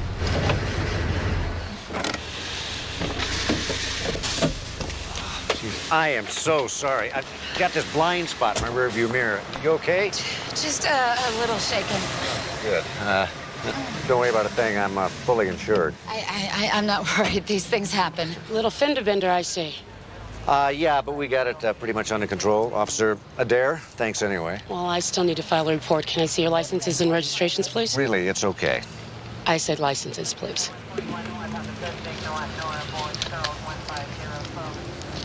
So, Lieutenant, how did this woman run into you? Lieutenant, you're a cop? I am off duty. I see how this works. Not only is he a man, but he's also a cop, which naturally implies that I'm the cause of this accident. Some reckless woman. Is that it?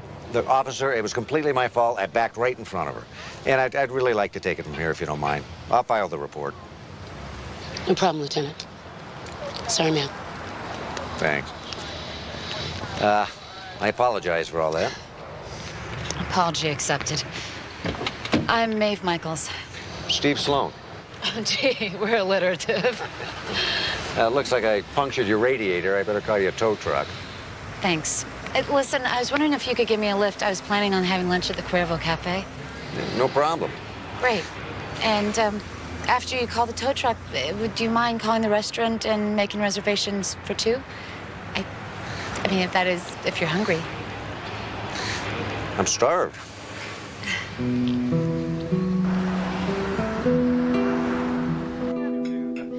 Anyway, my father's performed over 1,500 eye correction procedures. He's an incredible ophthalmologist. He has one of those high-tech laser machines, you know, the ones that slice right across the cornea. That's right. You don't have to tell me how it's done.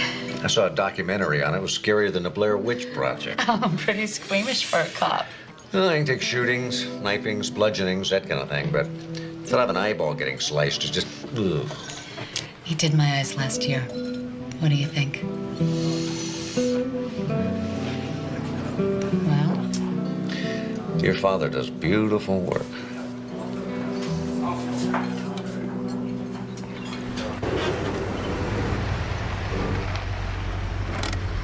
Well, nice running into you.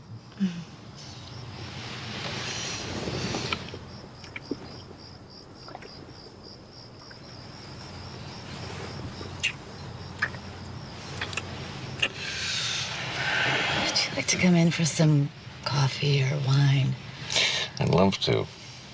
But I do have to get up pretty early. I could set the alarm clock.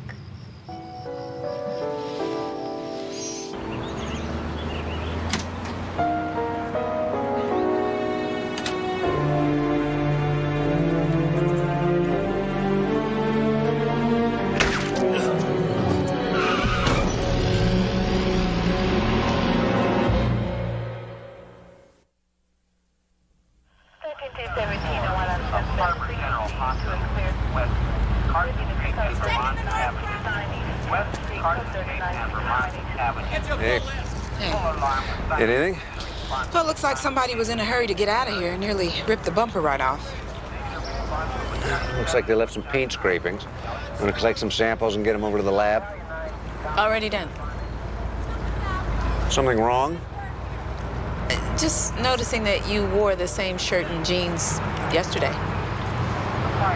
Well, isn't it possible that I have more than one black shirt and more than one pair of jeans? Yeah, I didn't mean to... You know, it just so happens that I have dozens of outfits just like this one. You know, should never jump to conclusions. Can they teach you that in Detective 101? Sorry, won't happen again. Wonder who she was.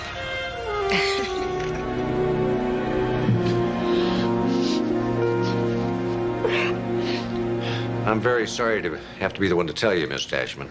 I just can't believe it. I mean, who would do something like this? Everyone loved Jake. And Jake seemed to love everyone. Did you know about his two wives? Oh, of course I did. He didn't know I knew, but he claimed Caroline was his ex-wife. She just wanted to keep her married name, so I went along with it. I mean, figured he knew what he was doing. You think the women knew about each other? Oh, I don't think so. And if they did, it certainly wasn't for me. I kept my mouth shut. You seem to be a very loyal employee. Jake didn't treat me like an employee. He treated me like a friend. Well, thank you very much for your time, Miss Tashman. And again, I'm very sorry. Thank you. One more thing. Did Jake come into work yesterday? Yes, he did. Not for the whole day, but... Oh, gosh, I don't want to get anyone in trouble. But, well... Jake's secretary said you were very angry and upset when you came by his office yesterday. Yes, of course I was. Who wouldn't be? I just found out about Caroline. Oh, I detested him. Also, I was in a lot of pain. Which brings me around to another question I was meaning to ask.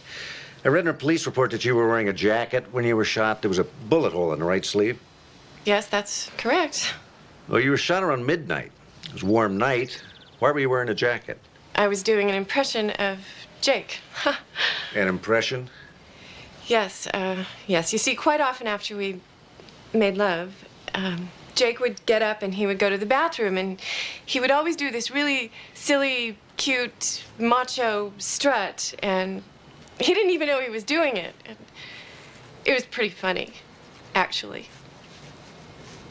Anyway, to show him how ridiculous he looked, I got up and I put on his jacket and his cap, and I imitated him. And then that's when I felt the burning pain in my arm, and then that's the last thing that I remember. The bullet came all the way through this closed blind before it hit you. You know, maybe the shooter wasn't after you, Mrs. Caldwell. Maybe the target was Jake. Now, whoever shot you was looking through the window and saw the silhouette of a man wearing a hat and coat and fired. You must have done a pretty accurate impression of Jake. Oh, my God. Oh, my God. He must have realized that he missed and then come back 2 days later and killed Jake. There's another possibility. Maybe there were two people out to kill Jake. And you think that I'm one of them? You get out. Get out of my house. Now! Don't come back!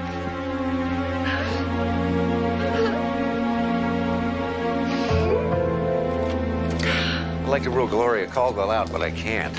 You got a pretty hot temper. Should have seen her. She went ballistic on me. Well, can you blame her? I mean, the woman was shot, and she finds out her husband's a bigamist, and he's killed, and you imply that she might be responsible. I'd be upset, too, and I'd kick you out of my house. I don't know. I've just got this feeling about her. Well, even if she did kill Jake, we still don't know who shot her first. Didn't you wear that shirt yesterday? I happen to like this shirt.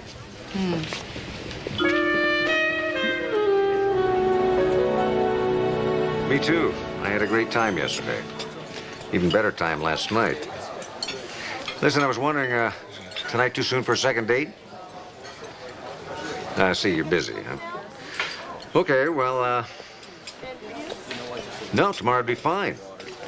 No, that's great. I'll, see you around 5. Can't wait. Let me guess. Little Miss Fenderbender. Maeve. Isn't that a great name, Maeve? Never knew a Maeve before. It's a perfect name for her. She looks like a Maeve. You're smitten. I am not. We just happened to hit it off, that's all. No, you're smitten. It's written all over your face. I should know I'm the king of smitten. Oh. You gonna bring her around here? She's not really a barbecue kind of woman.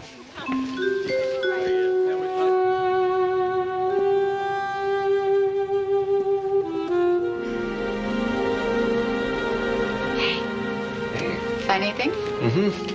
When Harry Met Sally and Sleepless in Seattle. What do you think? Do you really like those movies? Well, sure. Doesn't everybody love romantic comedies? Fine, okay. I guess I'll put back Die Hard with a Vengeance. Whoa. You like action films?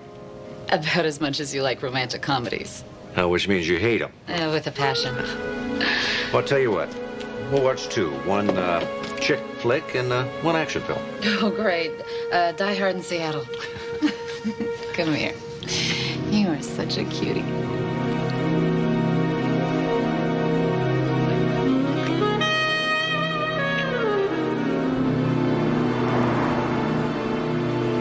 This is not going to be an easy day, Caroline. I know. I haven't been to many funerals. Unfortunately, I'm experienced in this area. Thanks again, Mark. You've been a good friend.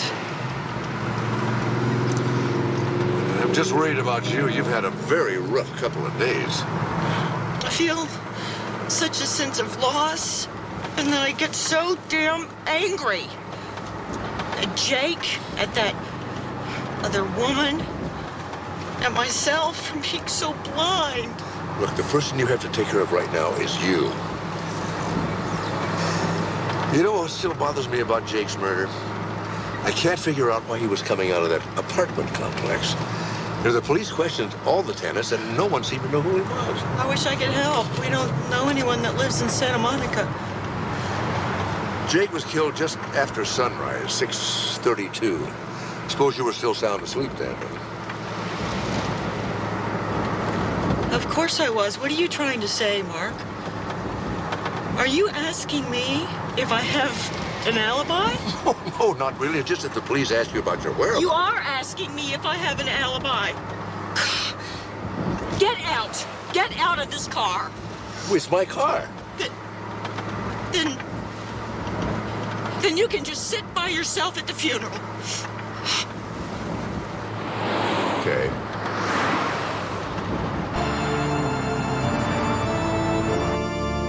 And every year, Jake would donate boxes of his fragrant candles to various synagogues and churches, ours included.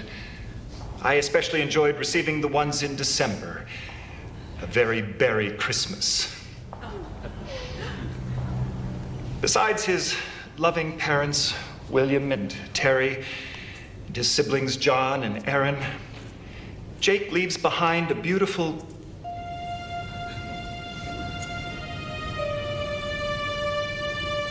well, actually,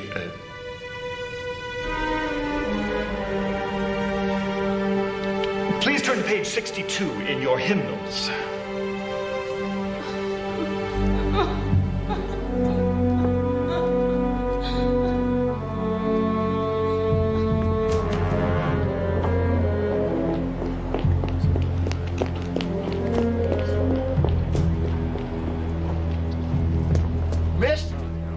Yes, can I speak to you for a moment?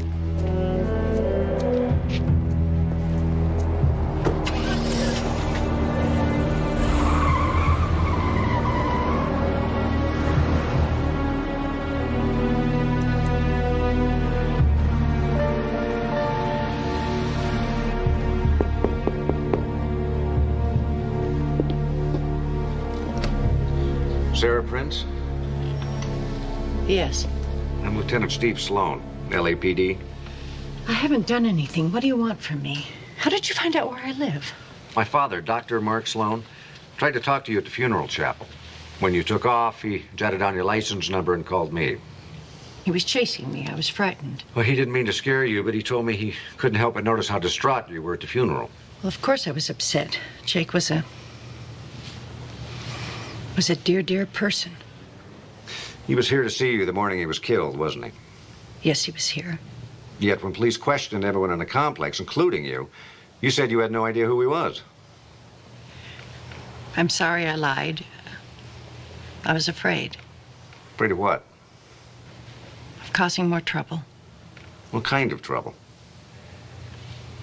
Jake was my lover. You're telling me he had a mistress, too? That's what she said.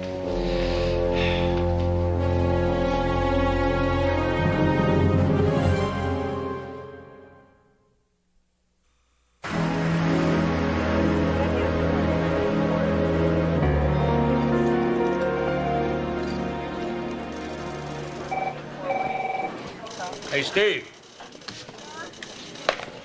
He's just arrived. Ballistics report from the Caldwell case. You better take a peek. Great.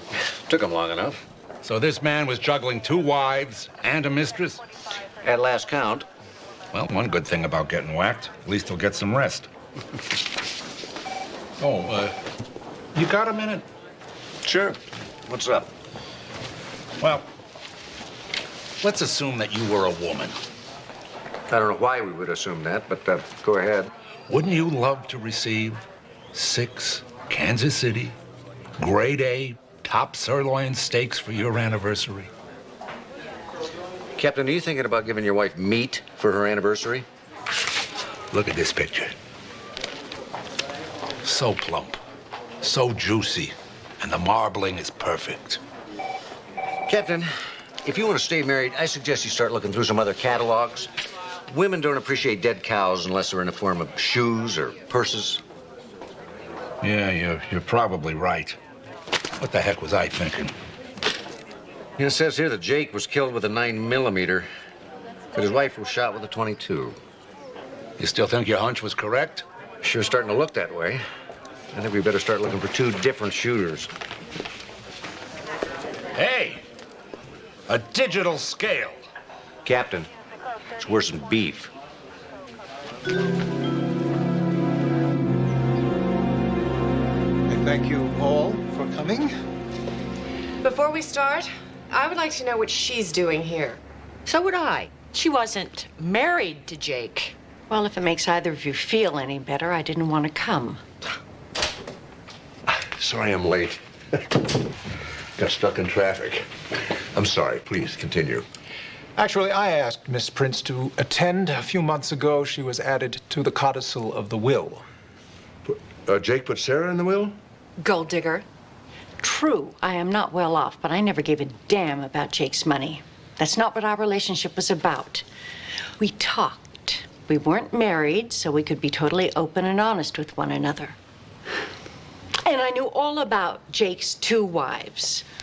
Sometimes it was very difficult for him keeping everything straight, but he did his best. For a bigamist, he was a very decent man. This breaks my heart. I thought I had a wonderful marriage, but yes, that was just a big joke. I wasted 3 years with that man. You know, I talked to Jake just before he died, and he was telling me how much he loved both of you. And I believed him. Dr. Sloan's right. Jake happened to be an incurable romantic. He never wanted to hurt either of you. This is all very interesting, considering he was bankrupt. You sure about that? You know, he had 2 beautiful homes and what appeared to be a thriving business. Appears is the key word, Lieutenant. Mr. Caldwell was cash poor. As a matter of fact, both houses may have to be sold in order to cover his outstanding debts. What? This can't be happening. Oh, my lord. Caroline, did Jake ever let on he was in financial trouble? Not really. There was a time when things were a little tight, so I invested $250,000 of my own money in the company. Me too. I did the same thing. 300,000. You know, he told me some of his clients were overdue with their payments and asked to borrow $15,000. Well, it's all I had in my retirement fund, but I gave it to him. I was happy to help. Sarah, you said that Jake was very open with you. Did he ever let on about this? Never. Jake rarely discussed business, but I find it impossible to believe he was having money problems. I mean, just 2 weeks ago, he gave me this for my birthday. That jerk bought you a diamond bracelet?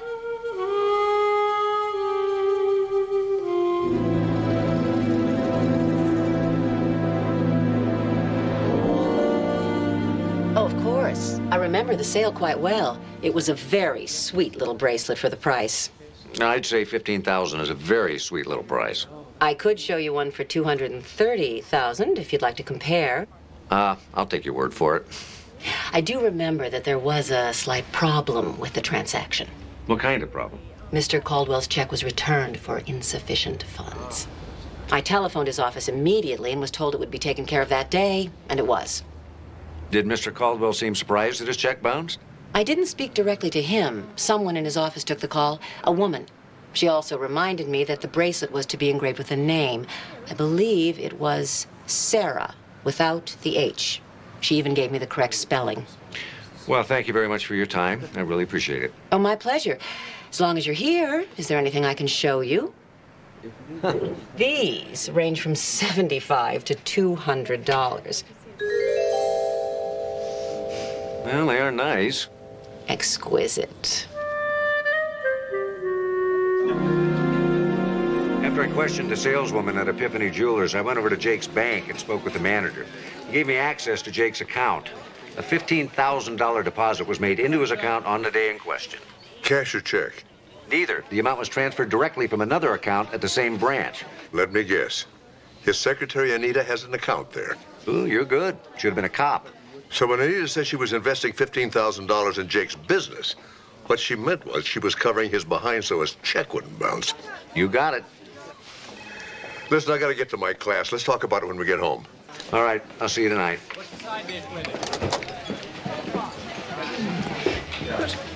Doesn't it seem strange that a secretary would do something like that for her boss? Cover a $15,000 check?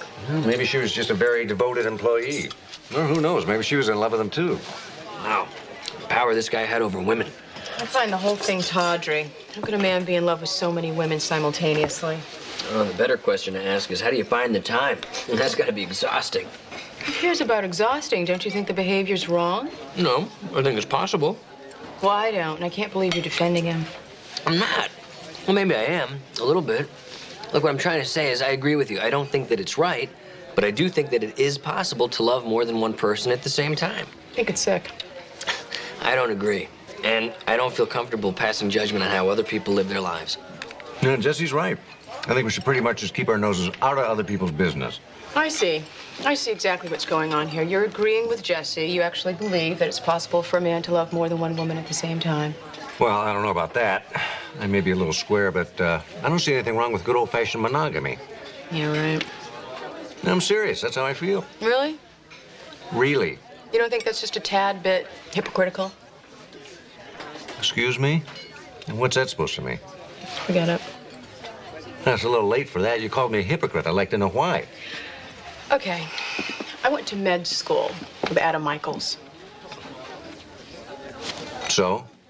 So I saw you kissing his wife, Maeve, the other day.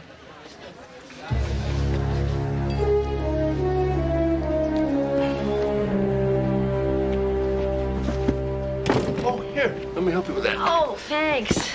What do you want? Just by the door would be great. Okay, no problem. Packing up the office, huh? Yeah, I rented a storage space. I didn't know what to do with all this stuff. I appreciate your help. Why are you here? Well, I was wondering if you could help me a little. What kind of help? Well, I'm a little bit confused. I got the impression at the reading of the will that you didn't know Sarah all that well. But then the saleswoman at the Epiphany Jeweler said you not only helped her correct the spelling of Sarah's name, but that you covered the bounced check. Dr. Sloan, of course I knew about Sarah. I wasn't going to say that in front of the wives. I mean, they trust me. I think they've been through enough deception. It would kill them to think that I betrayed them, too. Oh, well, I understand you were trying to protect Jake. But what about the check? Well, he told me he had a cash flow problem, and he couldn't go to his wives for any more money, so he asked me. You know, he was a very proud man. It was hard for him to do that. So, of course, I told him not to worry about it. I'd take care of it. He was very lucky to have you working for him. Oh, no. I was the lucky one. Was that you? Yes, 6 months ago, and about 10 pounds thinner. It was my first vacation in years. Beautiful. Hawaii? No, the Cayman Islands. Jake had a friend in the travel business. He got me a really inexpensive package. I think it was $600 for 7 nights, airfare included. Wow, that's terrific. But you say that was 6 months ago? Yeah, last August. You know, that's funny. I had dinner with Jake and Caroline over a year ago, and they said that you were in the Cayman Islands then. I remember it because he said he was having such a tough time around the office he couldn't manage without you. That's really true. He was helpless. But no, you're right. I was there one other time for a long weekend. That's when I fell in love with those beaches. Yeah, I understand. It's beautiful. Oh, it is. Wish I were there right now. Let me help you with the other stuff for the car. What can I take? Oh, really? This would be helpful. Thanks.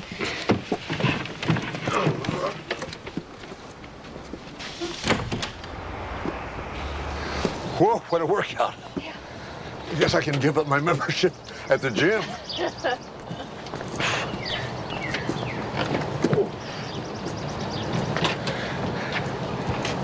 Nice car. What year is this? 1986, Rabbit. Just got it detailed. Can't afford a new one, so I've got to take care of what I got.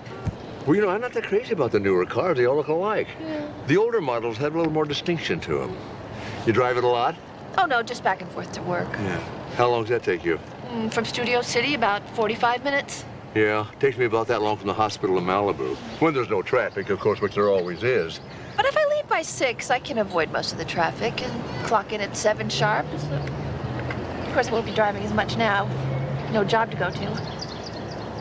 Well, I'm sure you'll find something soon. Closer to home, hopefully. Yeah. You ever get a little worried leaving here after dark? Well, we never really worked that late. But, you know, sometimes I'd worry. You carry a gun? I did have a gun, but I reported it stolen about 4 months ago. Why would you ask me that? Curious, you know. Seems like more and more women are carrying guns these days. Reflection of the times, I guess. Did Jake have a gun? Yes, he did. You happen to know where he kept it? Gee, I guess you'd have to ask him that. Listen, I think I'll get the rest of the boxes myself. Thanks, Dr. Sloan.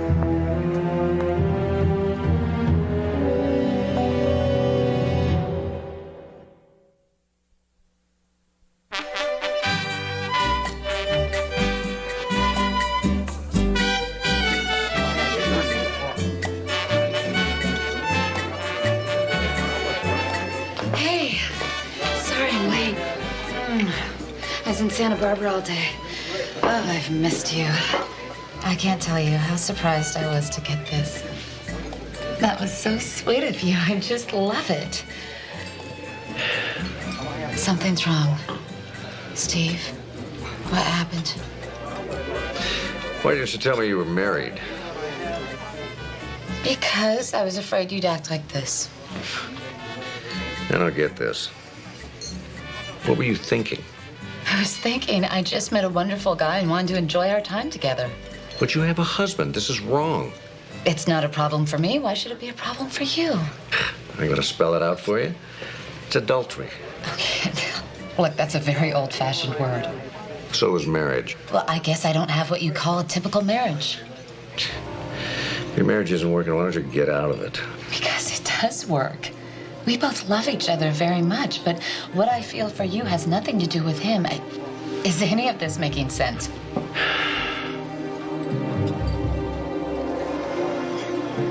How'd you find out? A friend of mine, Amanda Bentley. Yeah, Adams mentioned her. I think they went to medical school together. A small world, huh? Steve. I'm sorry. I'm not very hungry.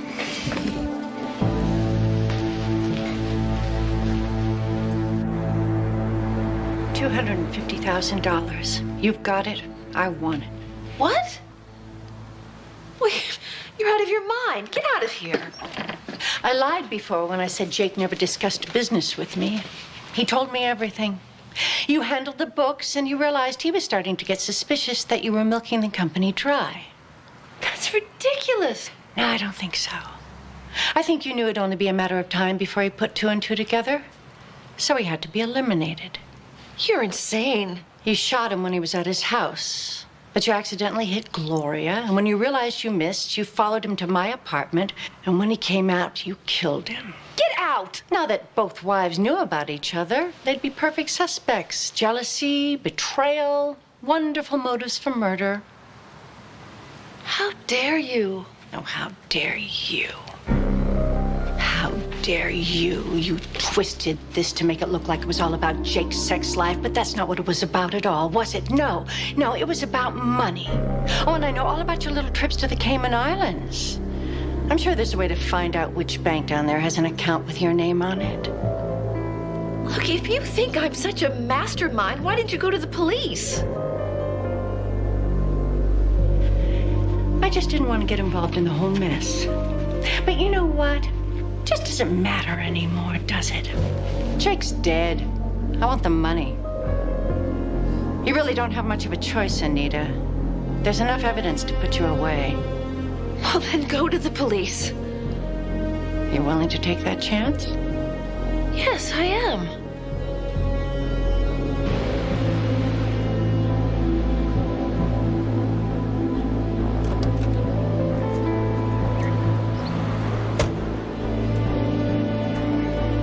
So? It didn't work.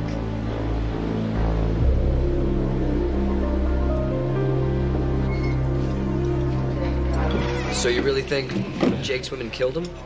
No, I did, but now I'm not so sure. You know, I just need one piece of tangible evidence. We seem to have a lot of clues, but unfortunately, none of the right ones. If you need me, I'll be in the back. Way, way in the back. Hey. Hey. Well, Maeve sent this over to me this morning. She said in the note, give this back to our friend Steve. There you go. Sorry. No, you've got no reason to be sorry. It's my fault. I shouldn't have snapped at you the way I did. I should have kept my mouth shut. It was none of my business. I honestly had no idea Maeve was married. You're kidding. I wish. Funny thing is how she acted so blasé when I told her I found out. I'm really sorry. Not because I told you, but because it didn't work out. Jesse told me how you felt about her. Well, live and learn. At least you made me aware of the situation before I got too involved. So I think you should have this. Really? Steve, thank you. It's beautiful. She had big wrists. Yeah, but it's an ankle bracelet. Is there a return policy?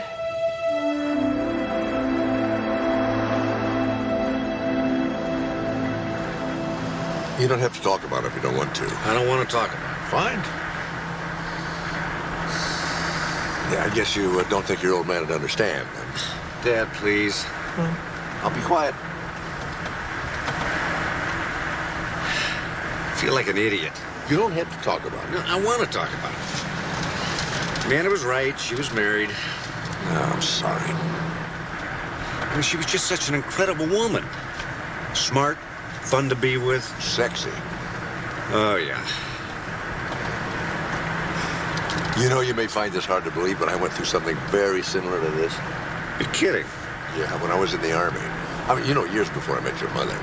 Good, I'm glad you added that. She was a nurse. Karen McCarthy, is that? I can remember that. Oh, boy, we were pretty hot and heavy, if you can imagine that. I'd rather not.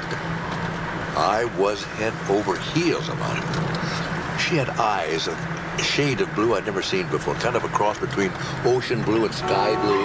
Dad, what's the road? Sorry. Well, long story short, she was engaged to the quartermaster sergeant. I still think about her now and then. When she laughed, her nose wrinkled up and these big dimples would pop out. Dad, you just ran a red light. Huh? I did not. Don't make me pull you over.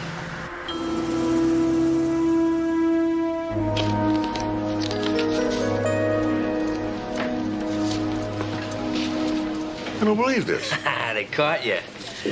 How could they get my picture running a red light? You gotta watch the news more often. You know, most of the traffic lights in the city have these little cameras attached to them. Great lenses. They can make out the license plate, see who's driving. Well, I'm telling you, I don't like this new technology one little bit. Well, you better get used to it, because Big Brother is watching. Especially when you're running through red lights. You know, I could swear I didn't do it. You know, I was talking to Steve. We were maybe going a little fast. We were late for our lunch appointment. I wonder how friendly Steve is with the guys over at that traffic division.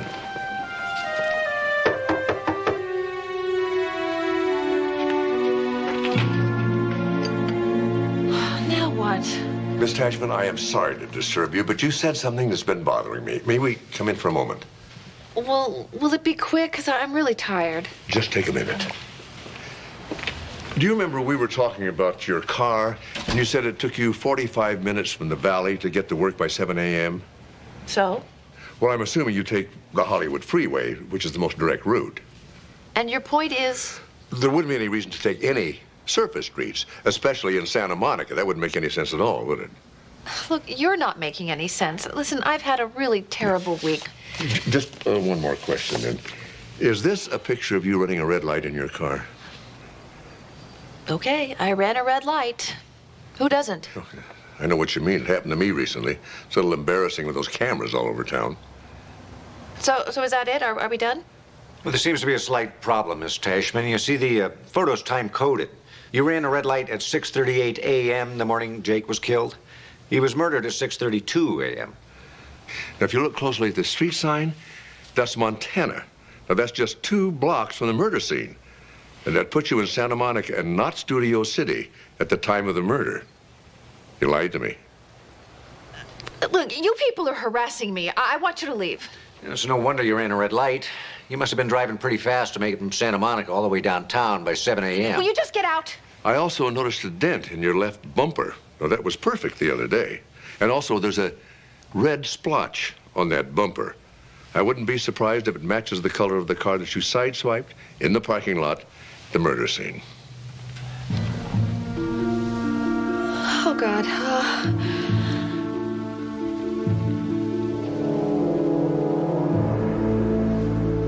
You have the right to remain silent. Anything you say can and will be held against you in a court of law. You have the right to an attorney. If you cannot afford an attorney, one will be provided. How many names in that program? Well, about 30 million, give or take a few 100,000. Incredible. Whoa, I think I found him. Hank Glowacki. There's only one listing. He's local. He lives in Calabasas. Phone number is 555-0360. Thank you very much, Jesse. Anytime, Mark. You know, you should really get a laptop. You can waste many happy hours.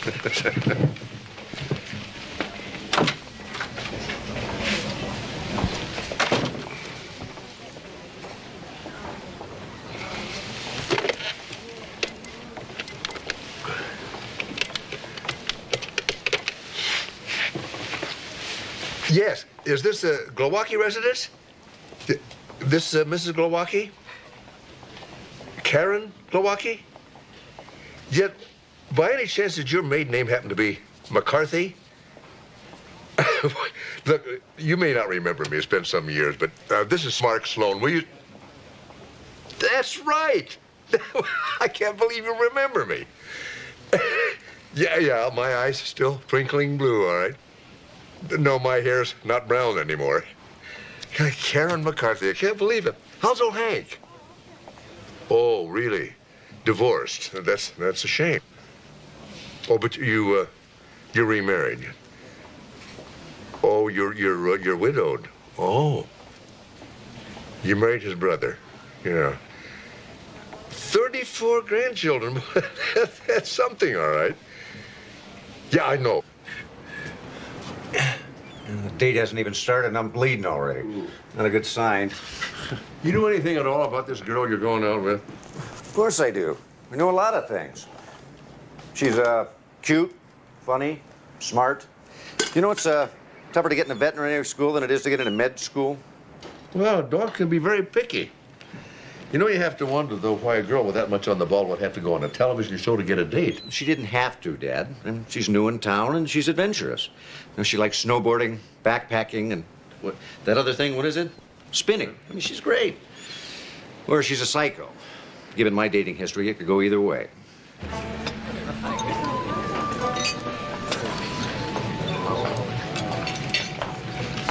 Having our very own paparazzi crew makes me feel famous or something.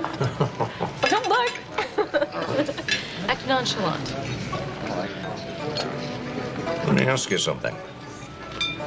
Someone as bright and attractive as you, Wait, I'm sorry. I don't think they heard that. Could you speak into the microphone? whatever convinced you to go on make a date? My best friend. She dared me. You see, I haven't been in LA that long, and although it's a little known fact, most men with pets are married. You're kidding. That can't be true, can it? Do you have any pets? Well, no, but So what about you? I mean, you didn't really draw a short straw, did you? It's the lamest story I ever heard.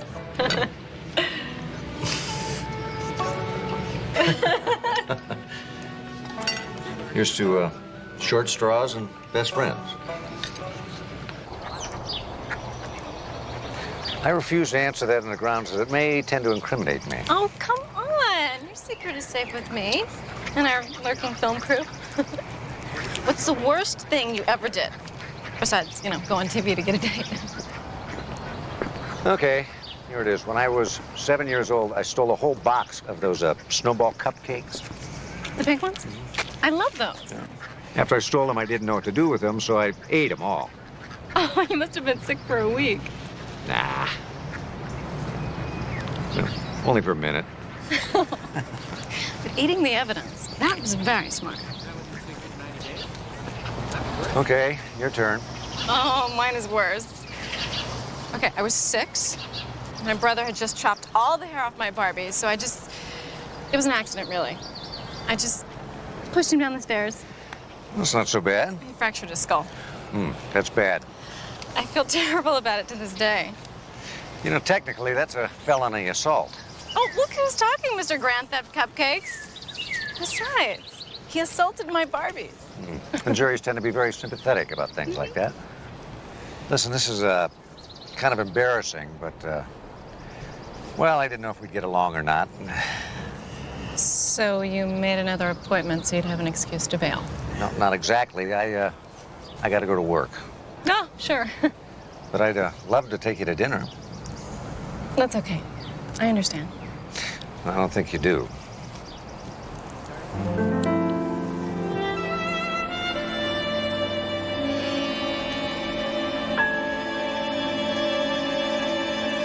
Call you tonight?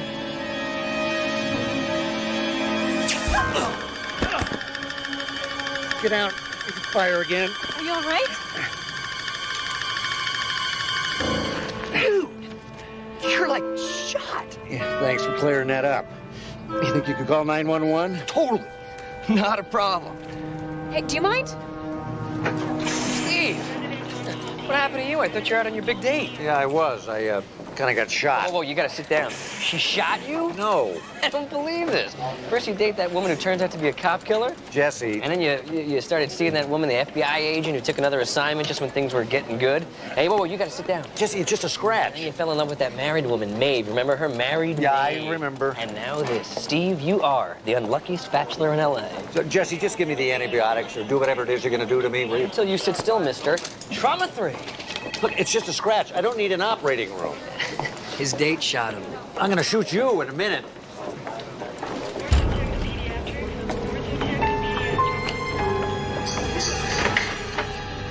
Dr. Wilson, thank you for coming right over. I'm stacked up on rounds. Is this important? Yes, I was just finishing up my autopsy report on your patient who died during surgery. Oh, yes. The gallbladder. Levine, Arthur. Yeah. I'm wondering, you went straight for the open procedure. Yes? Why not the laparoscopic? I haven't seen this procedure used in years. No one uses it as a first option. I do. I learned the old technique. I've never been comfortable with a new one. As overweight as Levine was, it was impossible to use the scope. I had to open him up. I see. Is there a problem with the family? No. The hospital? No. Is someone threatening me with a malpractice suit? Dr. Wilson, I simply need to account for it in my report. That's all. I'm the doctor. I use the procedure I do best. Anything else? No. Thanks for dinner. That was wonderful. Ooh. Oh, sorry. Sorry, I forgot. It's all right. You know, for future reference, you don't have to hire someone to shoot me to keep me from going to work. You know, I could always call in with the flu. I am willing to go to any length to get that second date.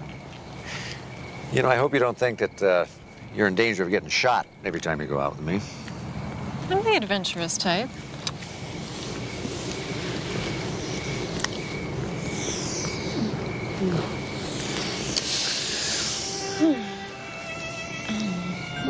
I should go. Already? It's late, and I have a German Shepherd named Bruno that I need to neuter at 7 a.m. I think he'd want me well rested. How about later, after you ruin Bruno's life? I know a good little place for lunch. All right. Call me at the clinic around 1. Good.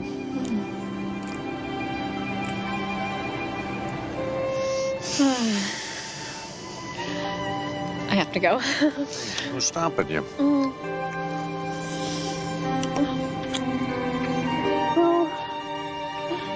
Some cop who's out to get me. You got that right.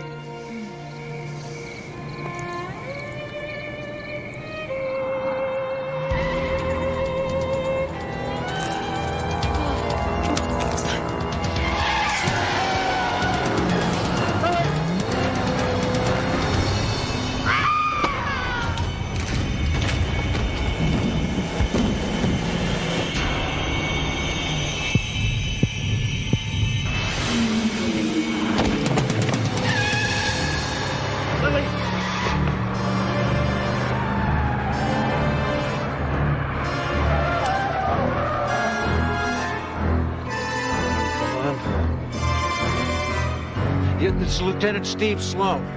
I've got a hit-and-run victim at the corner of 26th and Woodley. I need an ambulance, fast. Please, hurry.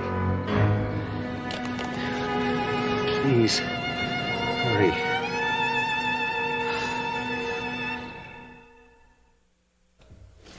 BP 90 over 50, irregular pulse, respiratory rate 70. A lot of jugular venous extension. I'm afraid there's pericardial tamponade. Let's take an X-ray. No. You know what? Let's get her into trauma too. We don't have time. Jess. Steve, we'll do our best.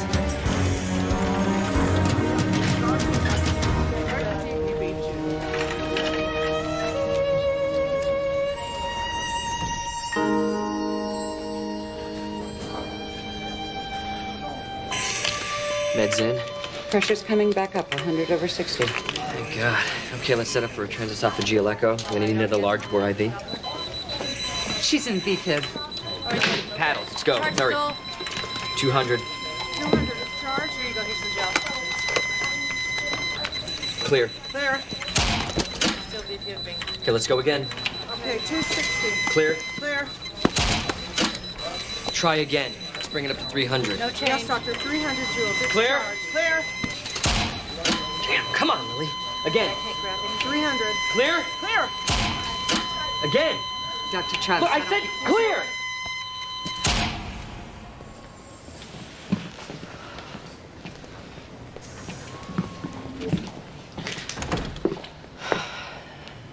I'm sorry.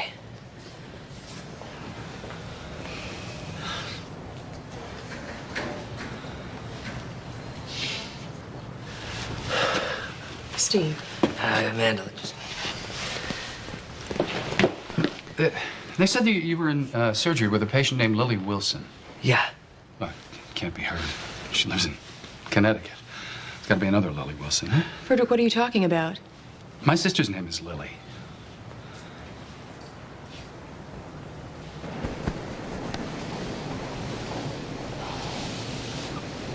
Lily?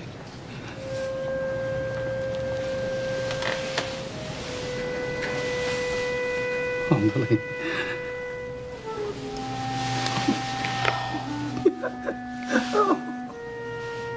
Dr. Wilson. No, sis.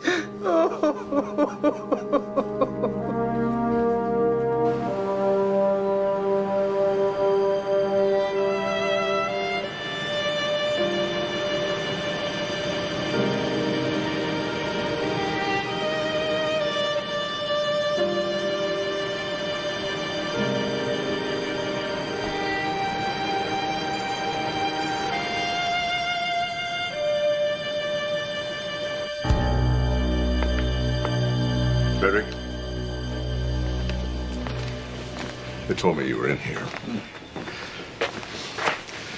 I'm so sorry to hear about your sister. Look, we're covered here. Why don't you go home? You've been here all night. No, I don't want to go home. At least here I can, I have things to do. I can feel useful.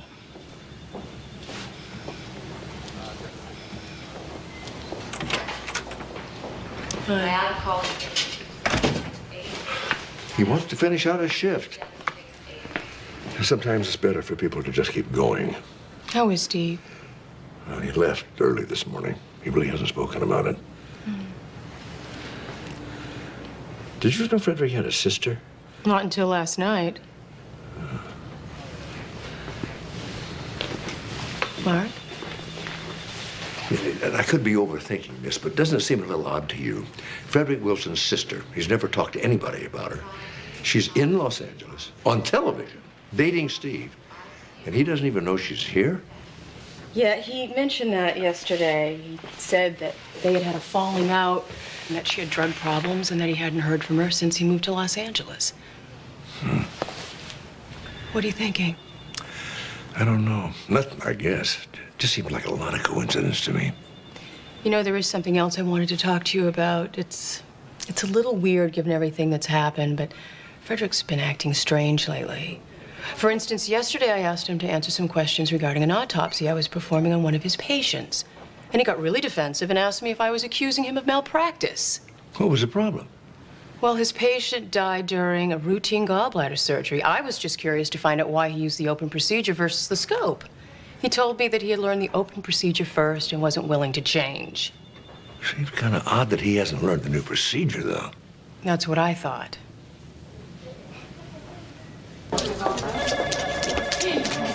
Excuse me. Oh. Here, handsome you. Hi, Steve Sloan. Yes. I saw you on the TV show. Oh, yeah. Well, Hi, I'm Jeannie, Lily's roommate and best friend. well, you're the one that dared her to go on the show. Oh yeah, guilty. Please, sit down. I shouldn't really stay, but I just wondered if you found anything out about the person who. No. They said that the car came straight at her. Can you think of anyone that might have wanted to scare or hurt Lily? No. I mean, Lily was my best friend. In some ways, I felt like I knew everything that there was to know about her. But sometimes I felt like I just didn't know her at all. I mean, there were things about her past that she just wouldn't talk about. I found this in her office. Tyler Private Investigations. Yeah, sounds like one of those Raymond Chandler types, doesn't it? You know, the kind that keeps the fifth of scotch on his desk. I'm looking for Lou Tyler. I'm Lieutenant Steve Sloan. I'm Lou. So much for a fifth of scotch in a desk drawer. That's exactly why I shortened it from Louise to Lou. Sit, please. If you were looking for an investigator in the Yellow Pages, who would you choose? A girl-sounding name like Louise, or a grizzled Raymond Chandler-sounding name like Lou Tyler, P.I.? I see your point. I'm investigating the death of a young woman, Lily Wilson. Can you tell me why she hired you? She was looking for her estranged brother, Frederick Wilson. Another PI in Connecticut had tracked him to L.A., and when she got here, he'd moved. And after almost a year, you hadn't managed to find him? She only hired me a week ago. Why would she wait so long? Maybe she thought she could find him herself. She didn't know how hard it can be to track someone in this town who doesn't want to be found. Well, I don't think he was hiding from her. He's a doctor at Community General. Well, if I'd known he was a doctor, I could have found him in 15 minutes. He was on duty the night they brought her in. Oh, poor guy. What a shame.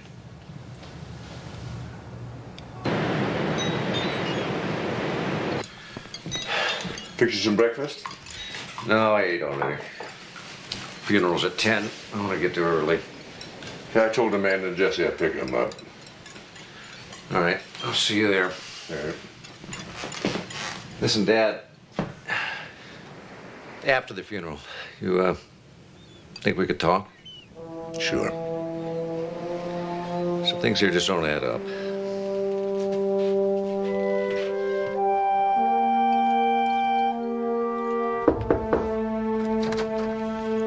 Mark. Mind if I come in? Oh, sure. Do you want something? Like a drink or something? No, thanks. I hope you don't mind my coming by, Frederick. You weren't at the funeral. We got a little worried about you. I couldn't decide what to wear. Yeah. I stood there in front of my closet, looking at my suits, all pressed, hanging neatly. And I couldn't go. I couldn't go.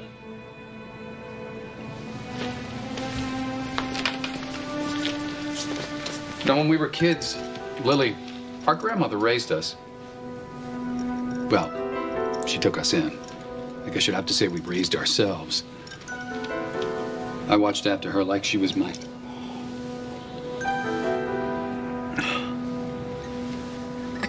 I knew your son was going to be on that TV show. Everybody in the hospital knew.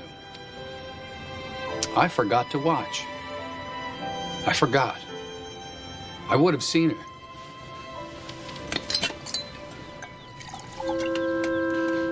I let her down. How could I go and see her today when I let her down?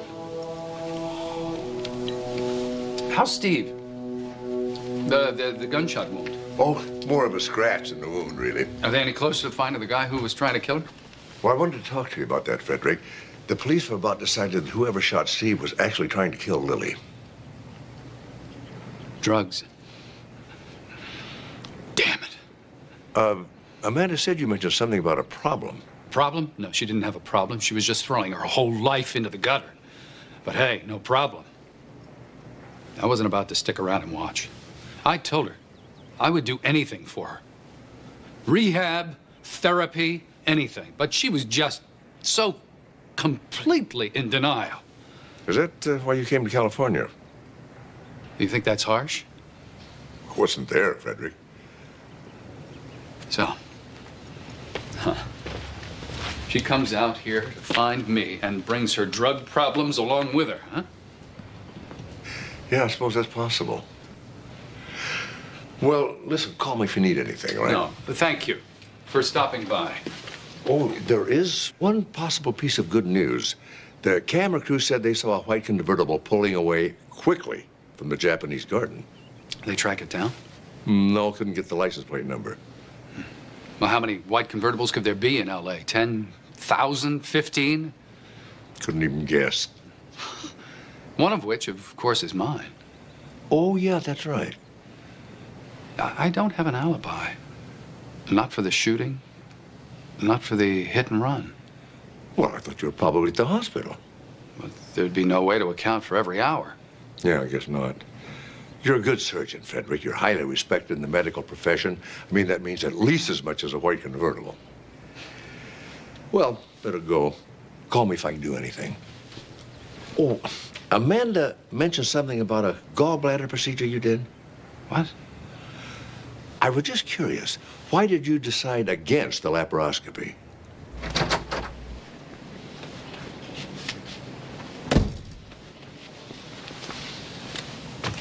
If he's lying, he's pretty good.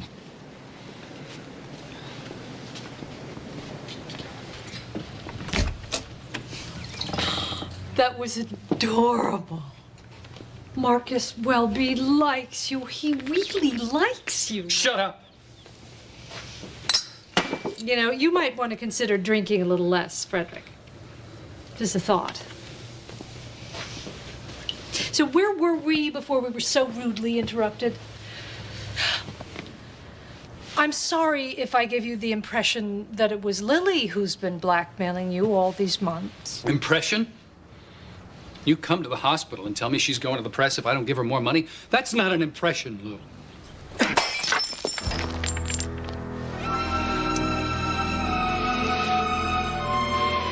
You really shouldn't let yourself get all worked up.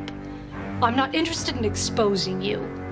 I don't want justice. I'm only interested in money.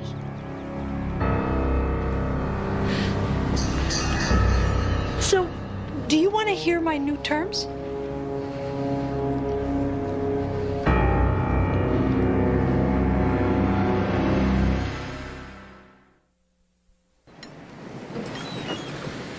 When I asked him why he didn't use the laparoscope, he said that his mentor in medical school, Dr. Arneberg, had taught him the open gallbladder, and it was good enough for Arneberg. He said it's good enough for me. That makes sense. Wait a minute, Tom Arneberg? Yes. I think he published a textbook on general surgery. Right, which recommended the laparoscope for gallbladder surgery. So the guy's a little quirky. Likes to do things his own way. What does that got to do with anything? Quirky? The guy lied. Steve, you didn't see him identify Lily. The guy was devastated. Okay. Frederick Wilson is devastated by his sister's death. What does he do in his grief? He starts spinning a tale of her years of drug abuse. She doesn't seem like a drug addict to me. Well, Steve, I'm sorry, but you knew the girl for like a sum total of 2 days. I mean, I hate to remind you, but you don't have the best judgment when it comes to women. Can I have this all? What did the toxicology report say? Clean, no drugs in her system, and no liver damage. Well, not every addict has liver damage. Garlic salt? Blood pressure. You know, the problem is you don't have motive. They fought. Big deal. You and I fight. Doesn't mean that I'm gonna kill you. Can I have that salt again? You cooked the chicken, right? Uh-huh. Why didn't you prepare it the way you wanted it to be? Well, because people shouldn't eat salt. It's bad for you. You know, I have to admit, I have not a clue as to what the motive could be. He doesn't have an alibi for the shooting or the hit and run. Oh, well, there you go. No alibi. Hang him. Jesse, what's the matter with you? You act like we're trying to string up Albert Schweitzer or something. Well, you know what? Frederick Wilson may not be Albert Schweitzer, but he is a good doctor. Look, I just feel personally grateful to the guy, okay? No, that's not okay. Look, Jesse, you want to give this guy a pass on murder one. I'd like a little more than I feel personally grateful. Okay, look, I was in the ER, and I was pretty green. I was doing a very tricky procedure, and the patient started to go south. Well, Frederick comes in and just turned it around. And it's not because I was doing anything wrong. It's just he was better than I was. And he didn't rub my face in it. He saved that patient's life, and he wasn't arrogant about it. You know, I respect him for that. Well, I respect that too, Jesse, but you know, people can have a lot of contradictions. I read an article about a hitman who liked to take in stray cats.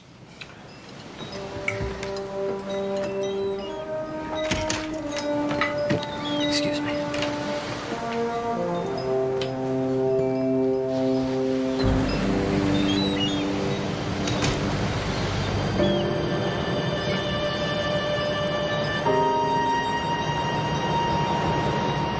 You didn't like my chicken? It's too salty.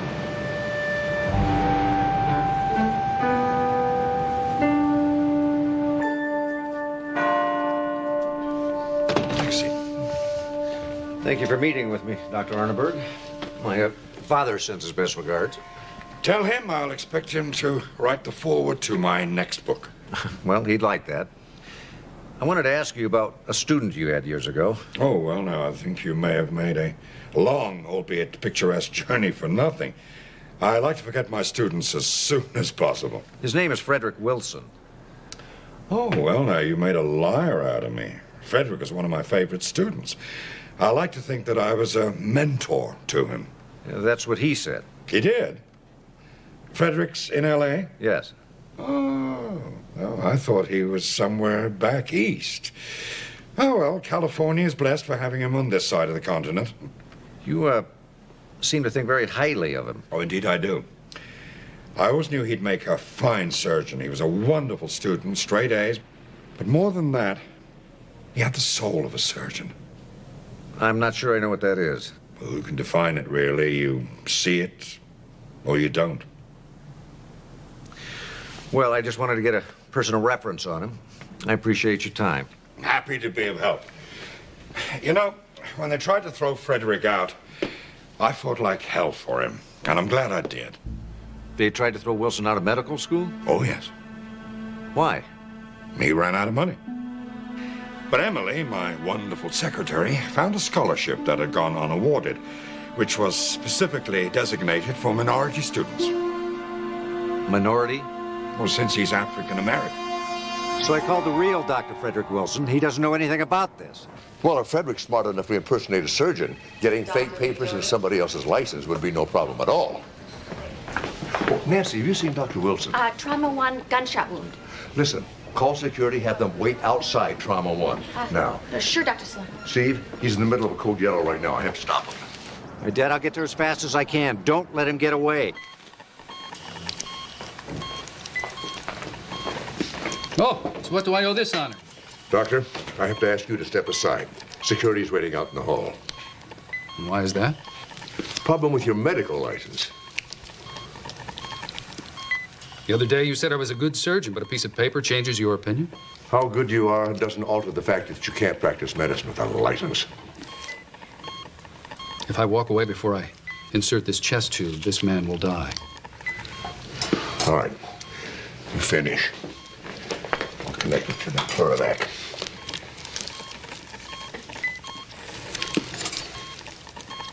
Tell you the truth, I'm just as glad you found out. I'm sick of having to watch my step. You know, I'm entirely self-taught. I've got a photographic memory. Listen to the chest, see if his lung is inflated. I saved exactly 84 people in the time I would have wasted in medical school. I kept track. Other doctors could have treated those 84 people. Yeah, odds are those other doctors wouldn't have been as good as I am because most other doctors aren't. I can prove that statistically. I've got a bleeder here. I need another clamp.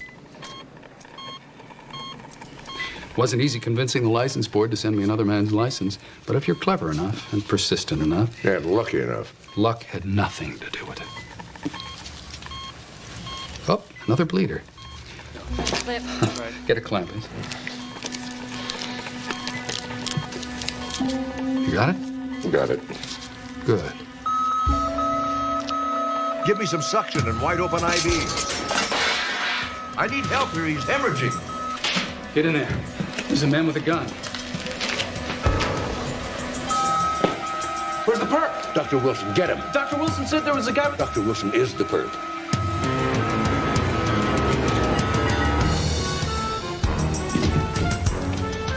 Couldn't hold him. Jess Sloan here. Put out an APB on Frederick Wilson. Alert the airports and the Border Patrol.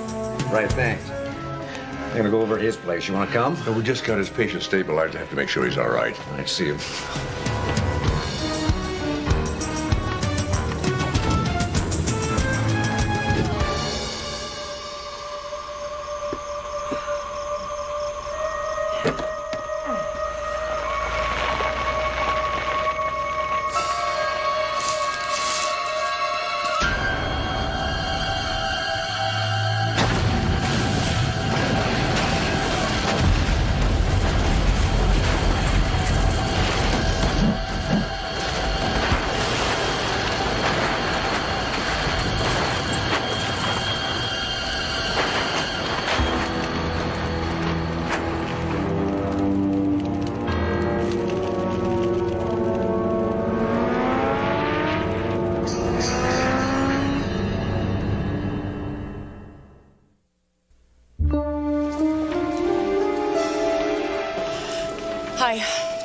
Well, the body was burned beyond recognition. However, the dental records match perfectly.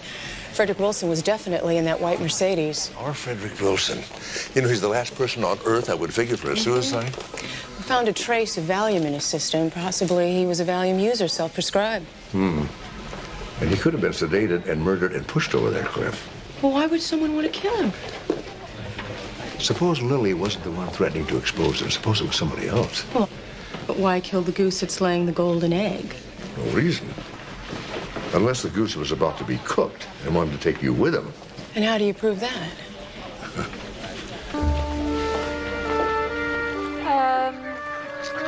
Double espresso ristretto with a sliver of lemon, please. Okay, ristretto, due. And how about you, sir? A cup of coffee. Sorry? Coffee, a couple of sugars. In a cup? I'll bring it to you. Come on. I think I hurt his feelings. Thanks a lot for coming to meet me. Oh, listen, it's my pleasure. Thanks for coming all the way out here. I want to help in any way I can. You know, they're investigating Frederick's death as a murder, not a suicide. Really? Do they have any suspects? No, not so far. One eyewitness, some guy on a motorcycle, said he saw a blonde woman standing where the white convertible went over the cliff. That's interesting. Speaking as one of the 3 million slightly enhanced blondes in L.A., I gotta tell you, that's not a lot to go on. That's right. You know, they discovered something kind of disturbing about Frederick. He wasn't really a doctor. And why did you want to see me? Well, the police have discovered that Frederick made a substantial withdrawal from his bank, almost $250,000. Okay, ristretto for the lady and coffee, 2 sugars. This blade looks great. Yeah, thanks. You know, I never understood why coffee got so fancy all of a sudden. You were saying something about $1 million? Oh, yeah, there was something else. There were some previous withdrawals made over a period of about 8 months. You know, nothing really big, but still substantial. What's your professional take on that? Blackmail. Yeah, that's what I thought, too. I don't suppose too many people knew about his secret, did they? His sister would have known. Yeah, possibly. And then, of course, a private investigator might know, too. She only hired me a week ago. That's right, you told me that. Maybe then you can explain this surveillance tape to me. This was taken in the emergency room at Community General Hospital about a week before the first attempt on Lily's life. You were there for about 5 minutes. Oh, yeah. I went for a hike and ran into some poison oak. I figured I'd go get a shot of cortisone at the ER, but they were jammed with flu patients. And they told us, if you don't have a knife or gunshot wound, go home and come back later. So I figured I'd go home and tough it out with the calamine and oatmeal poultices. How did it heal up? Not a single scar. Now, my guess is that that guy sitting on the bench over there, staring at me, is either A, desperately in love with me, or B, your motorcyclist / eyewitness. And I assume that he hasn't been able to positively ID me, or I would have been arrested by your handsome son sitting next to him. Pretty fair assumption. So, since I'm not under arrest and I've finished my overpriced fancy coffee, I trust you won't mind if I get on with my day. I'm sorry I couldn't have been more help to you. Come.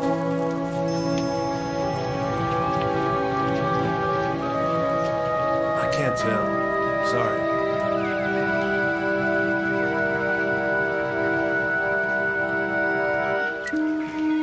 Captain Lemery just called. Lou Tyler's booked on a plane to Buenos Aires this afternoon. Booked under her own name? To a country with no mutual extradition, and we have no way to stop her.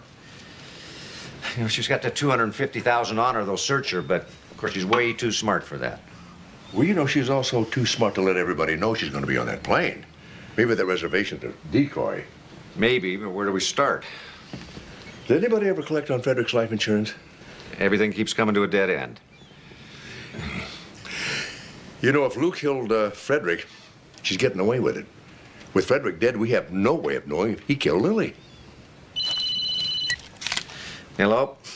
Steve, you were right. Hey, how you doing? I'm from ITL. I'm here to pick up a body. Steve, can you hold on a second? Yeah. It's a Frederick Wilson. The casket's out back. May I see the paperwork? Huh? Oh, yeah, here you go. Somebody filed next to kin. This is being shipped out of Van Nuys. Steve, you still there?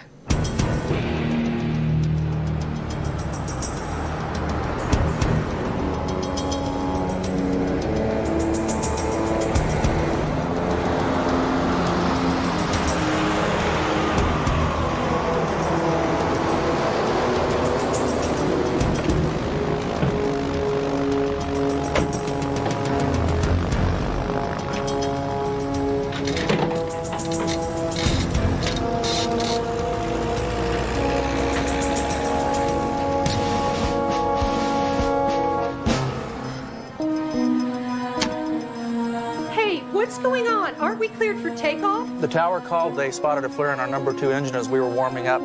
It shouldn't be a problem. They're going to send a couple mechanics to check it out.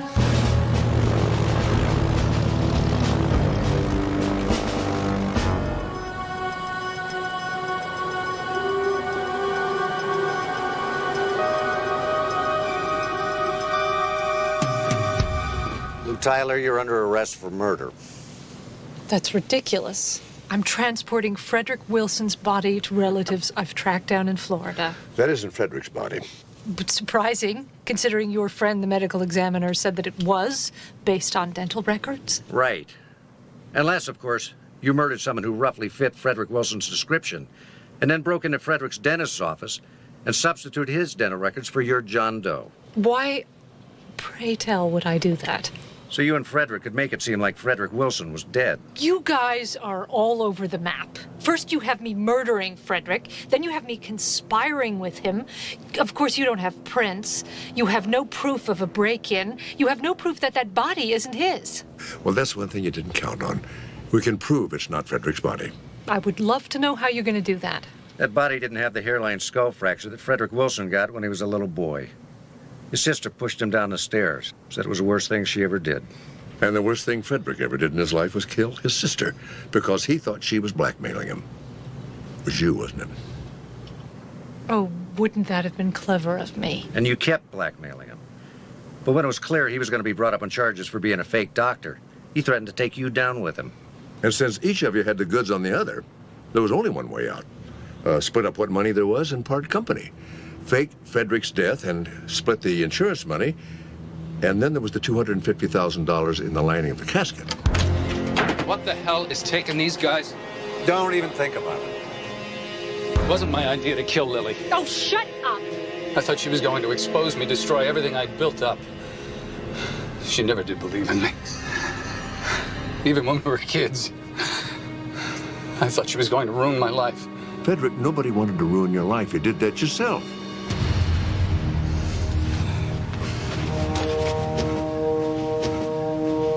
Shall we?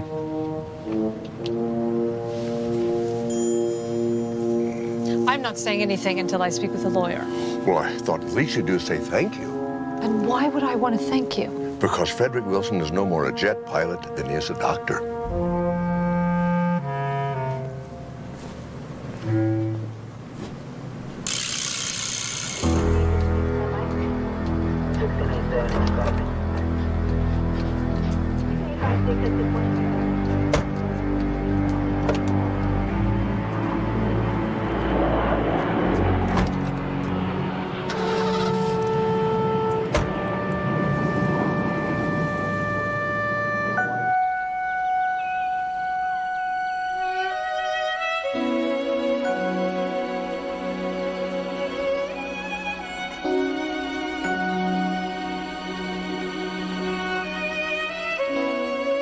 How do you know he's yours? What are you saying? Because he's handsome, you doubt he's mine?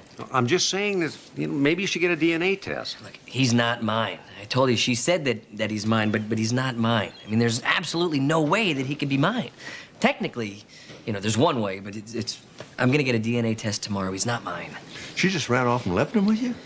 I'm sorry. When I asked you if I could stay here, I didn't know. Oh, it's no big deal, really. I'm sure she'll be back tonight to pick him up, or tomorrow, the latest, but it'll be soon, right? He's crying. You think he's hungry? No, I warmed up a bottle and fed him before I left. Maybe he's,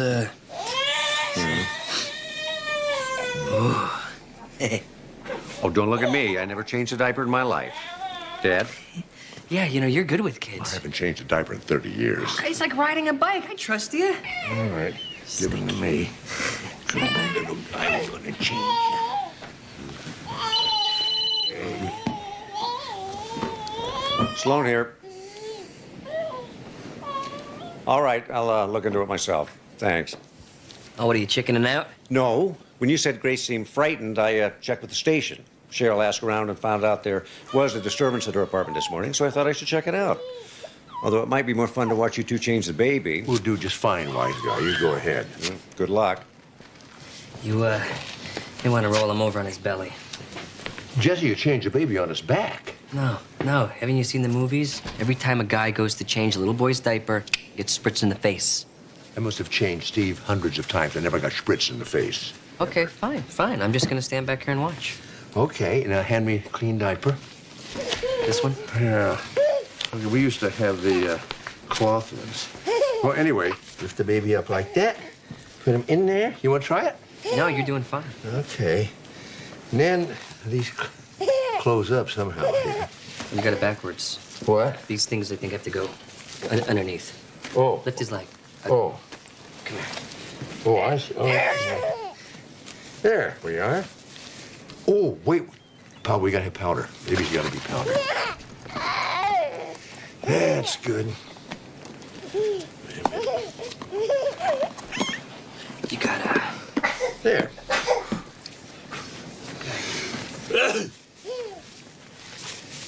That wasn't so hard, was it? It's not hard at all. I don't know why they make it look so hard. Want to try it? Yeah. Go ahead. Okay. First, take the baby's diaper off. Okay. Like that. Just undo that. That's right. Now, you gotta use a little powder.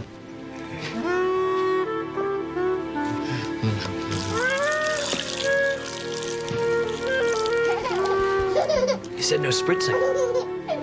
I lied. Nice. There was pounding and pounding. They were two, well, all I could call them are thugs. I was too scared to even open my door. If you didn't open the door, how do you know they were thugs? They were quite rude when I saw them in the hallway before. Okay, I repeat the question. If you didn't open the door, how do you know they were the same men you saw in the hallway before? Well, when it got quiet, I may have peeked. They were speaking so roughly to poor Grace. She's such a sweet girl, and she takes such good care of her baby. So I called the police. The officer that came out here said that Miss Boyd was angry at you for calling? It was unbelievable. When I told her, she had a regular little fit. She grabbed little Casey and practically flew out of here. But she never said what the two thugs were after? She didn't. But it was pretty obvious. They kept saying the name Maureen. Maureen? Well, Maureen is her sister, and they were both nurses. Maureen used to work at St. Malachi's. He sure is cute. Must take after his mother. You know, this little joke of yours is wearing mighty thin. And, you know, don't bounce him around like that. He's not a toy. When the mother died, she left each one of them about $500,000. Grace decided to slow down and go into private nursing. Now, apparently, the sister took her money and moved to New Orleans. You know, NOPD said she fell in with a pretty fast crowd. Drugs, mostly. And from what I've learned from the neighbors, I'm betting this all has something to do with her. Jess, I think it's that time again. No, it's impossible. I just changed him. Wow. Mark. No, my friend. I'm an advisor now, your job. Wow. Hey, that's my phone. Could you get it to the top of my diaper bag? Travis Daycare Center. Yes. Oh, yes, just a moment. Well, who shall I say is calling? Oh, Grace? Jesse, Oh, boy, am I glad you called. Where are you? I just wanted to see how Casey's doing. Oh, he's fine. Hey, look, we gotta talk. Soon, I promise. Maybe even tonight. Maybe? But it may be tomorrow before I can pick him up. Did you have enough formula? You know, we went out and got more, but Hey, look, this little guy is terrific, Grace, but, Look, Jesse, I really can't talk right now. I'll call you later when I know what's happening. And hey, thanks for taking care of Casey. I knew you'd be good with them. Here it is. How much? There's $106,000. You stole $106,000 from those guys? I told you. It was drug money. They don't deserve it. You stole money from drug dealers and you thought you would get away with it. Are you crazy? I needed the money. I called you. I tried to borrow it from you, but you wouldn't give it to me. No. You are not going to try to blame this on me. You had lent me the money. The money that Mom left me is for Casey, for school. I don't want to argue. Just take it back to them. I spent a little. I'll get it and give it to them soon. Just tell them that I'll get the rest of them next week. I set it up on a very busy street. Fine. I'll be back in a couple of hours. Grace, I'm sorry I dragged you into this. I really am. Ever since we were little girls, I'd screw things up, and you'd come and take care of it for me. When this is over, I swear to you, this will never happen again. Ever.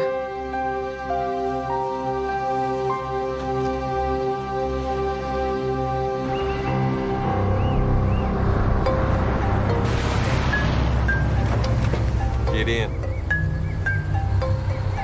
I said get in.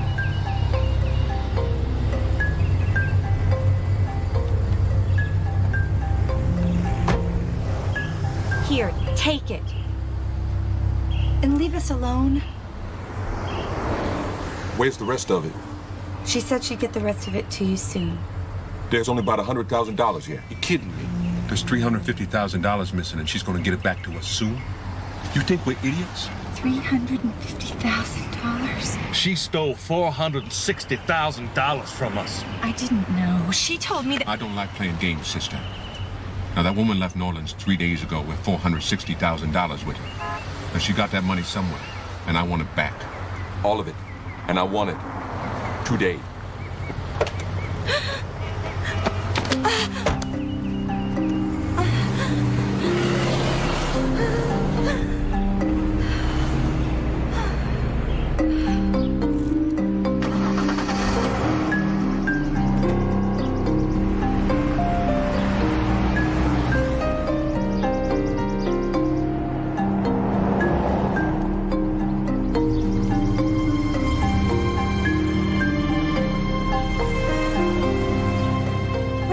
Maureen. I am taking it back. What am I supposed to do? Manufacture the money? It is gone, Grace. I don't have it anymore. We each inherited $500,000, Maureen. You expect me to believe that you went through all of that? It's stupid. I invested it, but I'm getting it back. And $350,000 more? No. Because I had to. And the stock market's turning around. No, Maureen. I know you have that money somewhere. You tell me where it is. We're giving it back. That's right. You're giving it back. You brought them here. No, I didn't. Okay, Mo. Where's the money? She doesn't have it. You keep out of this. No. Oh, no, you don't. Let me go. Let her go. Stop it.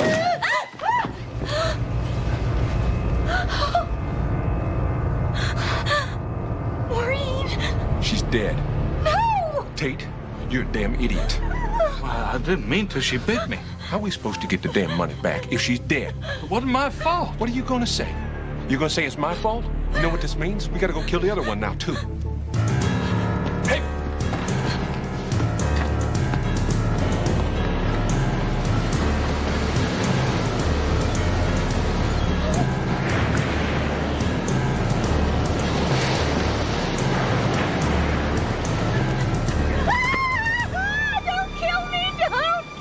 Listen to me, lady.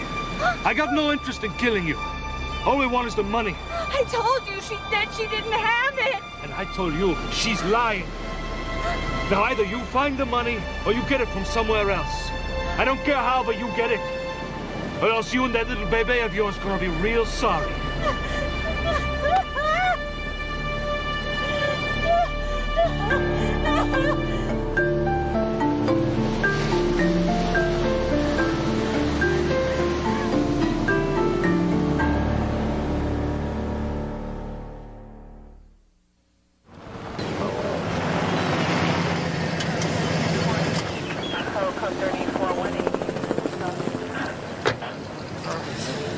Oh my God. I led them right to her. If I had been more careful, she'd still be alive. Grace, this wasn't your fault. Okay, your sister got herself into trouble, and all you did was try to help. Jesse, I am so scared. Nothing's gonna happen to you, okay? Not to you, not to Casey, not to anyone. You didn't see them. They were so scary. The one named Tate, he was You heard his name? Tate. The other guy called him Tate. Ms. Boyd, would you come with me, please? Where? Oh, no. I don't want to go back in there. I'm afraid it's important. There's a problem. She was right there. There was a rug right there. There's blood. We'll get it tested. They shot her. They said she was dead. The first bullet took out that window and... It's all right. I believe you. Why would they move the body? Grace, there's any number of reasons why. Maybe she was alive? Maybe they took her to the hospital. Oh, you guys have to find her. Yeah, we will. And we'll find the guys that did this.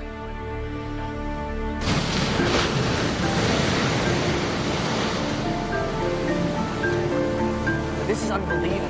We just don't have the manpower, Jess. All right, well, at least let me tell her, okay?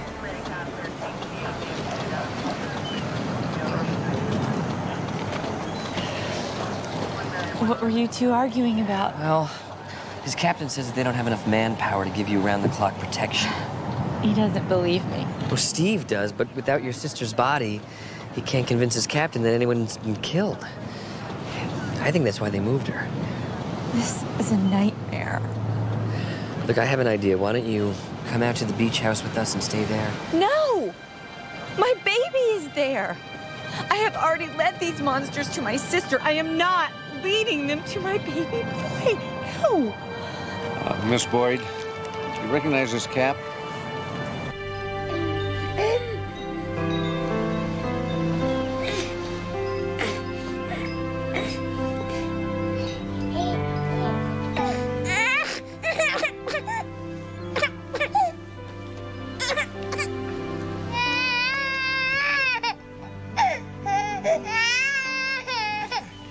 It's okay.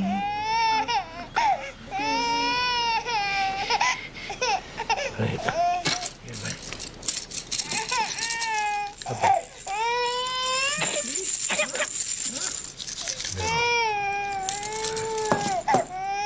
Okay, you're not with me. No. Okay, come on, baby. Here we are. Here we come. You're gonna be okay, baby. It's Daisy. Daisy, give me your answer to that. I'm half crazy over the love of you. There. It's gonna be all right now. There. Yeah.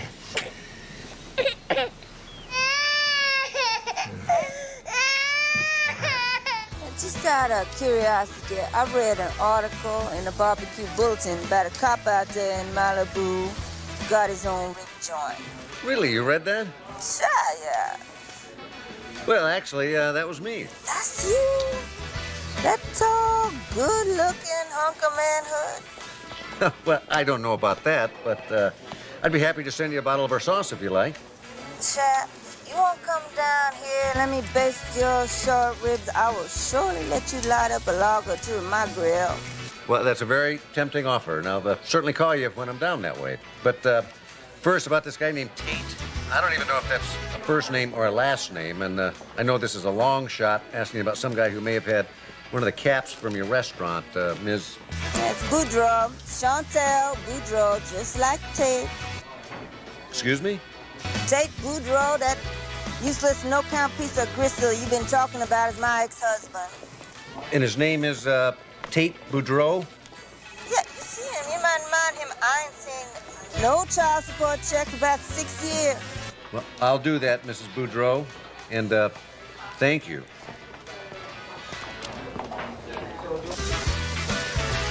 Hey, now put that chicken back down on there. Y'all know how Mr. Morrison liked his bird all but burnt to a crisp.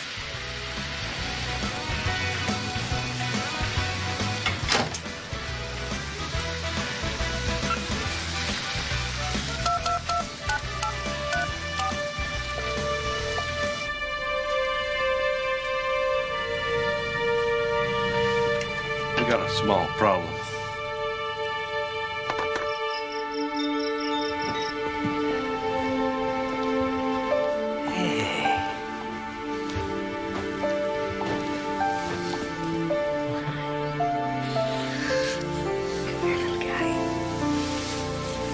Right.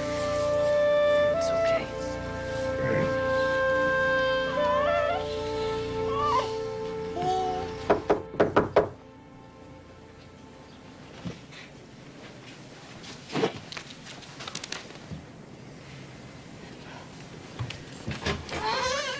Hi.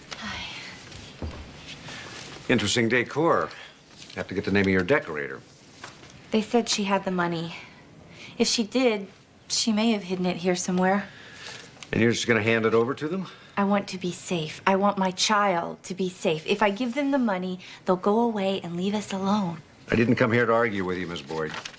Just wanted to ask you, do you recognize that man? That's the one named Tate. New Orleans Police Department faxed me this.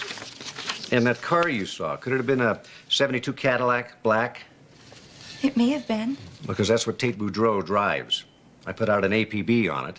If it's in Southern California, we should have it soon. And then you can quit worrying about the money. Itsy spider, out of the water spout. Down came the rain. Watch the spider out. Up came the sun. Dried up all the rain. Come and look at you. Come here. Let's take a look at that face. Well, we got blue eyes, nose, same lips. Yeah, you're a handsome little guy. What? Did you just say Dad? You just say Dad? Hey, Mark, come in here. You just said Dad. What? What's the matter? Casey just said Dad. My son just said Dad. Dad.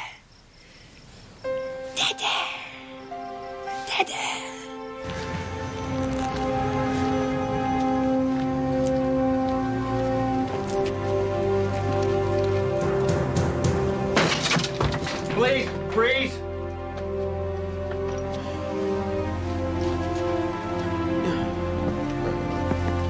Get an ambulance. Right. Lieutenant, there's an address written down here. Get the ambulance, get the ME. Okay. You want me to call it in, find out who lives there? I know who lives there. I do.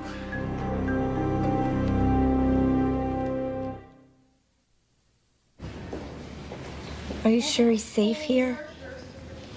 Well, under an assumed name, he'll be just like any other baby in the pediatric ward. There'll be a policeman on guard 24 hours a day, with instructions not to admit anybody without hospital identification. And since they know the beach address, this will be one less worry on your mind. He is a handsome little guy, isn't he? Oh, darn. What's the matter? I forgot the big teddy bear. I'll put it in my car tonight so I won't forget it in the morning. I shouldn't have come here, I know. And just being here, I worry about his safety, but I just had to see him. He'll be okay. I'm more concerned about you. Did you eat today? Well, why don't we go discuss our next move over some dinner?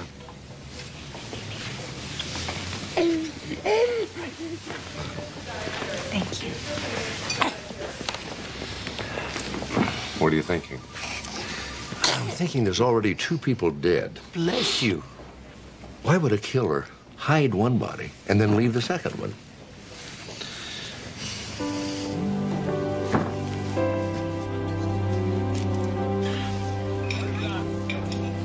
I admitted him under the name Martin Travis. It was my grandfather's name. You don't like it? I could send that back and get you something else. Oh, no. I'm just not hungry. Grace, I've been thinking a lot, and I was just wondering that if when you and I went out, if we really gave each other enough of a chance, you know, and you look, I know that I can be difficult. Jesse, it wasn't you. No, it was me. Of course it was me. And I just know that I have a lot of shortcomings. I could do better. Jesse, please. I just think that we ought to give it a chance. I mean, if not for us, then for Casey's sake, right? You are moving way too fast. Right. No, you're right. I'm sorry. See, that's one of my shortcomings, impatience. I have no consideration for others. Jesse, stop. When this is over, we'll talk about it. Okay, we'll talk about it. Where are you going now? I need to go to the restroom.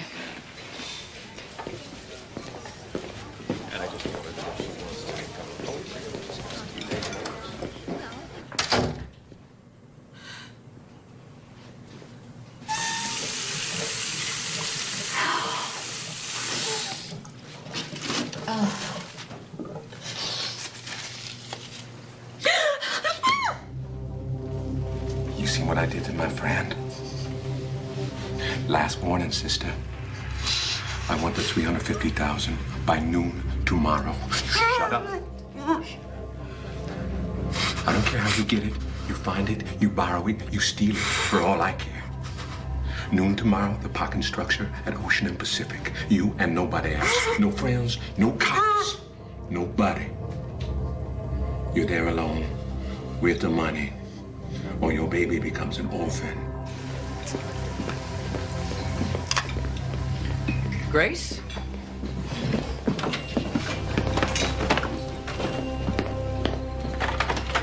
Grace? What's the matter? I just want this to be over. I've got the money my mother left me. I'm going to take it out of the bank and give it to him. Look, Grace, the police will catch this creep. They will. You don't have to. I do not care about the money. All I care about is Casey. I just need this to stop. Okay, well, you need to find a place where you can get a good night's sleep, okay? I can't go to my apartment. It's not a problem. Come on. Come on. Welcome to our rec room. I thought they were going to be painting my condo tomorrow. It smells in there. This is fine, really. It's okay. The manager says we can stay here, so are you sure you don't want to get a hotel or something? Oh, no, I'm so tired. Can't we just stay here? Yeah.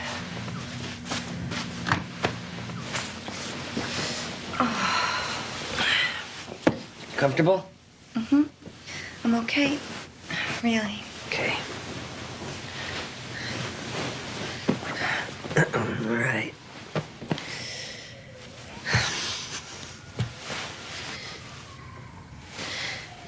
Hey, Grace. What? I love that little guy. I mean, I can't believe how much I love him.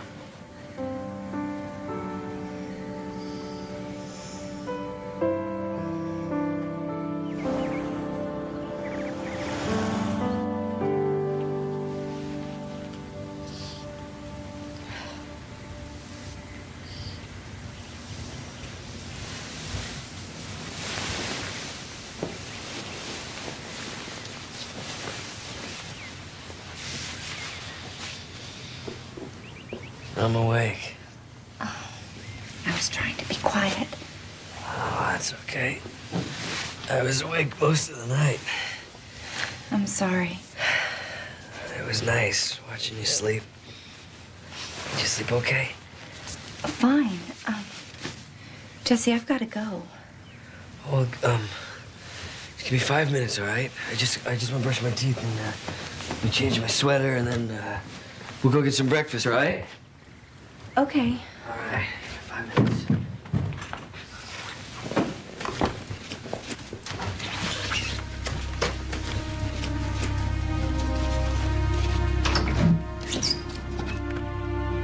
Hey, Grace, I was thinking that, oh, damn it.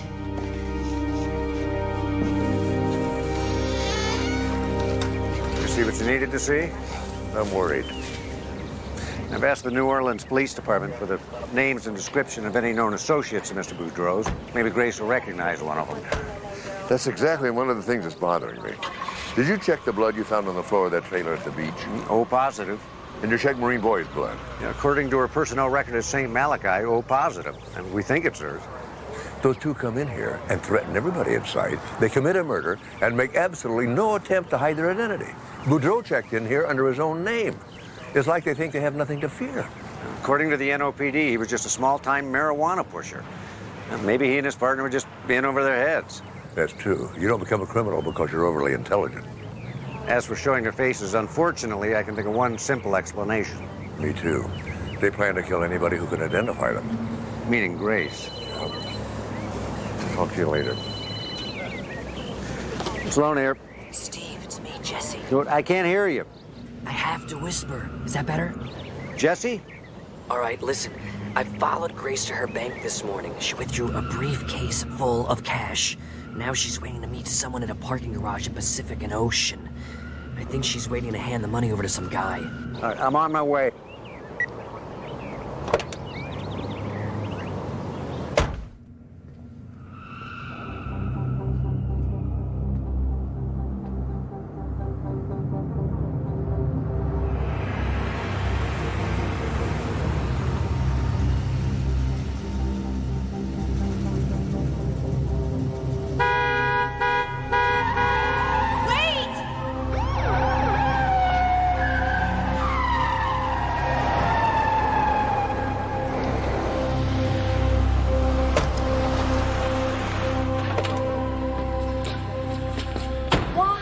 Do that? That the money? Yes, I was going to pay him. It was going to be over. And when you paid him, he was going to kill you. No. All he wanted was the money. But you could have identified him. There was no way he was going to leave you alive. This is all your fault. You told him where I was. I had to, Grace. I love you. Don't. Miss Boyd, Jesse was just doing what I asked him. Besides, I don't want my son to lose his mother. No. I mean, no. No, Casey is not your son.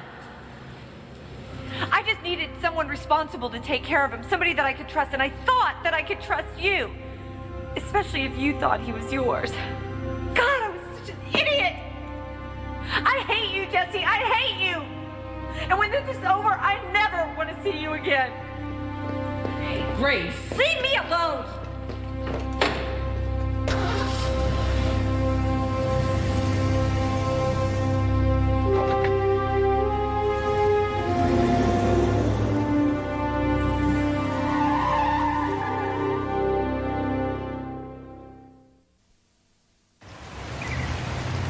I took another look at the kid, and I'm telling you, he looks exactly like my Uncle Roger, only with more hair. I'm telling you, Mark, he's definitely my son. Which, of course, a DNA test could confirm. Ah, you'll see. The kid's my son.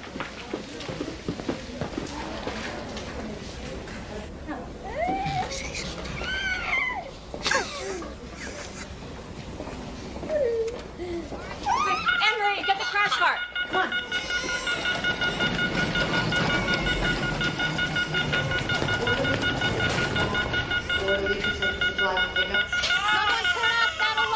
What happened? I don't know. Somebody pushed the emergency button in here, and then a nurse ran by and said they needed a crash cart. Which nurse? You know, I didn't recognize her. Go back to the other room. Oh. You know, other than being scared out of her wits, I don't see anything wrong with this child.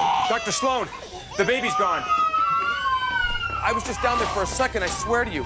And there was nobody but doctors and nurses in the corridor.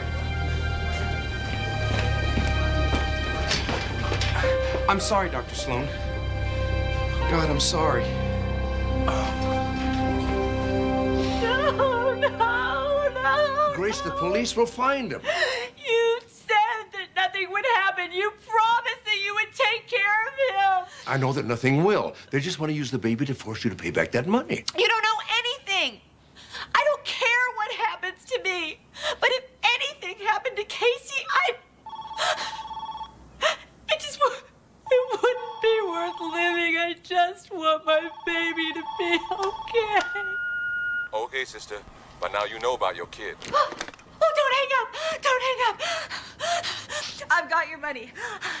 I've got your money. Don't hurt my baby. Please, please don't hurt my baby. Get out.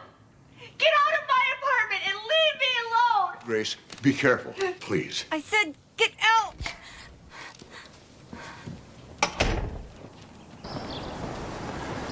You think he managed to plant the locator? My dad says he's going to do something. He usually seems to get it done.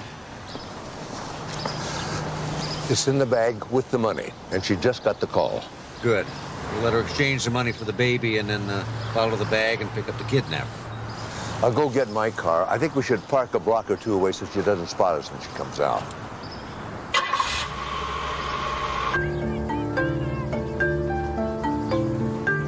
Last train ride into the day will depart at 4 o'clock sharp.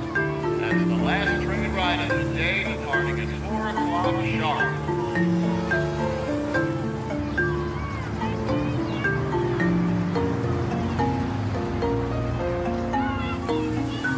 There he is.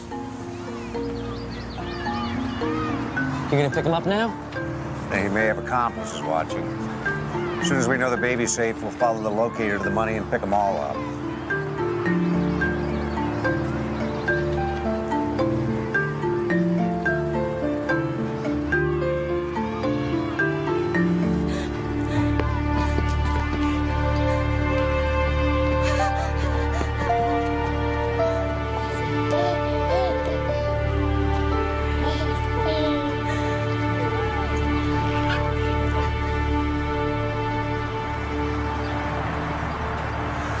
All right, let's follow the locator. You know, Mark, I would like to take your car now. I want to see Grace and Casey.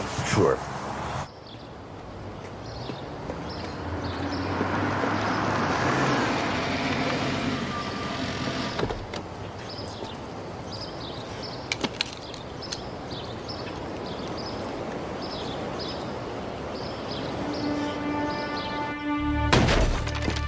Police, freeze. What is this? Preston Fontenot, you're under arrest for the kidnapping of Casey Boyd and the murders of Tate Boudreaux and Maureen Boyd. How are you gonna prove that? Are you hungry? Mama's gonna make you a bottle. You stay right there. I didn't kill anybody. You can't prove a thing. I'm not saying another word till I talk with the lawyer. Take him down and book him. Let him talk to his lawyer. Be down in a few minutes. That worries me a little. Why is he being so confident? It's all bravado. I hope so.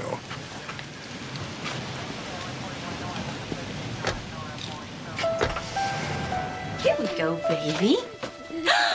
Hello, Grace. Maureen. But I thought you were... Dead? Not a chance. But I saw you shot. You saw what we wanted you to see. I don't understand. Of course you don't. But it's all your fault, you know that? This is insane, Maureen. I asked you to lend me some of what Mama left you. But you wouldn't help me. That money, it's for Casey, for his education. I needed the money now. So Preston and I came out here to get it. What? He shot you. One real bullet for the window, a blank for me. A little blood on the floor, and you were practically begging us to take the money. Then you found out about poor Tate. We had to kill him for real. Now it's your turn. Wait, Maureen, wait. There's more money in the bank. $60,000. I'm not that greedy. And once you're dead, there's nobody who'll ever identify either me or Preston. It's that easy.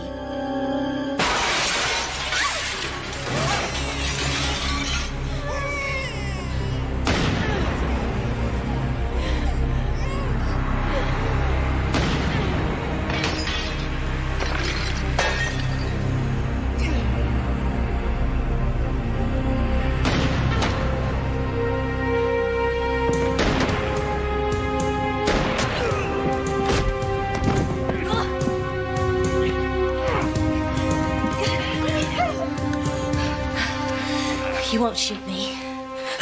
It's not in you. Come on, Grace. Give me the gun. Don't. You and the baby will be safe, I promise. Help Drop the gun. Now.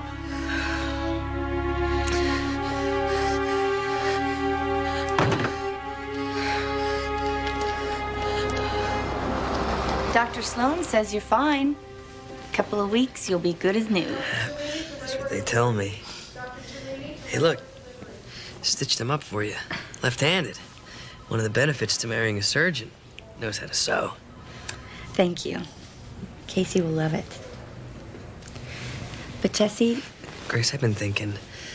I've been in, like, a million relationships, and I always thought I knew how it would go.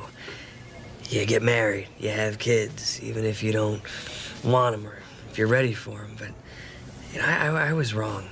I feel like I know what it's like to be a father now, and my priorities have totally changed. You know, you said that you would think about it. I did. And... Jesse, we weren't meant to be together. You're wonderful, but... We can make it work. I'm going to move away from Los Angeles. Someplace less expensive. I was thinking maybe New Mexico. New Mexico's nice. This is for the best, Jesse. Well, what about Casey? I mean, he needs a father. Maybe. I hope I find one for him. What I said to you the other day about you not being Casey's father, it's true, you're not. But I really wish you were. He'd be lucky to have you as a dad. Here he is. Clean bill of health and clean diapers. All the nurses were fighting over who was going to get to change them. Thank you, Dr. Sloan. Hello. Can I at least? Of course. Here. Yeah. Go say hi. I just wanted to say goodbye. Okay? I want you to listen to your mother. She's gonna take real good care of you.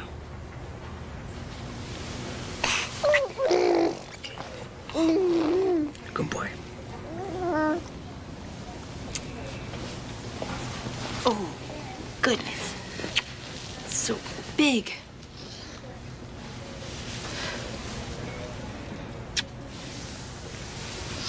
We'll write to you when we have an address. We expect you to come visit. So big.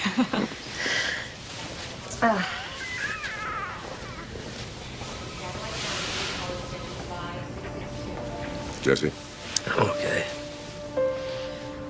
how's it feel? The arm. It hurts.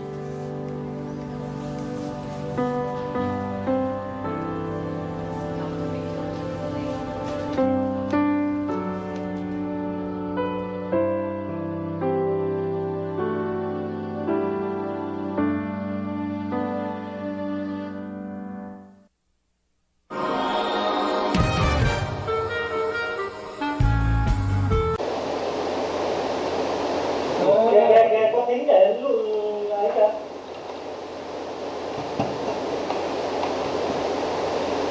Bán. Nó một, còn một thằng thôi. Câu anh. Anh Luận, sẽ ép sau lưng anh. Là gì bán gì không? Từ.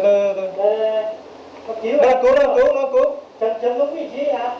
Bán được đấy. Đấy. Sao anh lại công thế? Bán được mà. Dạ ok. Em ở sau lưng anh ngồi như cứu được em rồi. Đấy, để cứu rồi kia cứu rồi. Nhưng mà nó có thấu không? Muốn cô hai rồi, chẳng nào. Em thế này. Anh Thuận biết chạy ra đường. Mà đứa uống. Nó hết đấy rồi. Nó bắt rồi. Bên đầu ấy. Một cười rồi. Anh Thuận chạy lên. Tự nhiên bỏ công, công gì vậy? Em đang, anh ngồi gốc cây, em ngồi bò ngay xuống đít, anh lại chạy mất. Đừng bỏ công. Ai bỏ công, anh Luận cười thôi. Ai bỏ công đâu, em hỏi mọi công, ai công không? Đấy, công em cũng công rồi. Hay lợn. Rồi. Đây là cái tôm.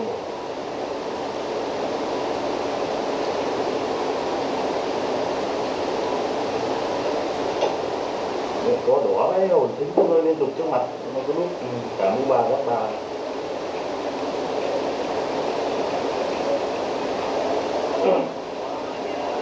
Bởi vì húng mà nó sâu hơn mình. Nó sâu hơn. Đắp lết mấy Đang quả, xài kìa. đắp 4 quả lết. Từ đang phát rồi. Đúng rồi, anh đỡ xuống. Anh đắp 2 quả thôi.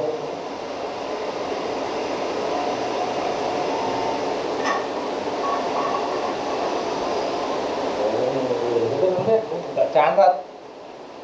Thế hay nó Nhào quá không rồi. Đúng đông. Đã này rồi.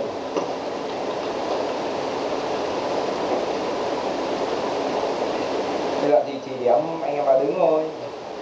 Chứ mà cũng không là gì. Đúng, có đấy mày cả hai thằng công là nó chết rồi. Thôi, còn về tôi bắn lại. Nó bắn này là cũng nhào. Ôi bão về 25 rồi nè. Không nhanh nữa. Tối nay mưa, sáng mai mưa. Bão rồi. Hỏi có xe xong rồi tính cho em nhặt C4 rồi. Đó, xe.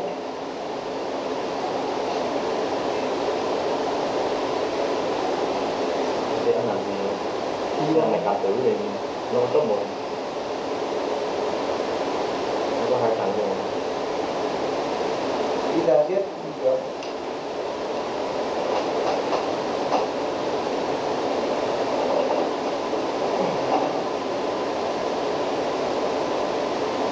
Sấy hay vẽ rồi.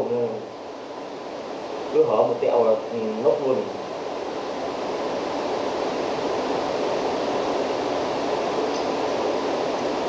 Nó cái khẩu có gì ấy. Làm mát. Nó khẩu khu tính. Làm mát. Khẩu gì ấy. Rồi ra. Làm mát rồi mà là ba. Dạ nó ra nhanh.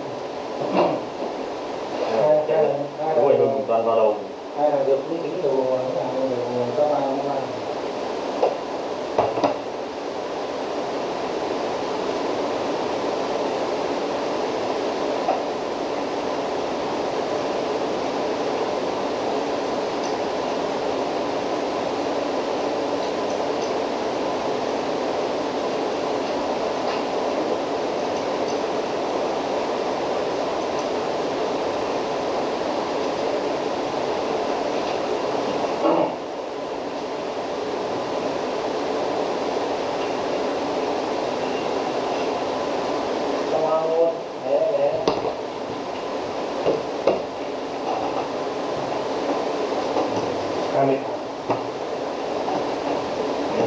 Tôm một trước nhất.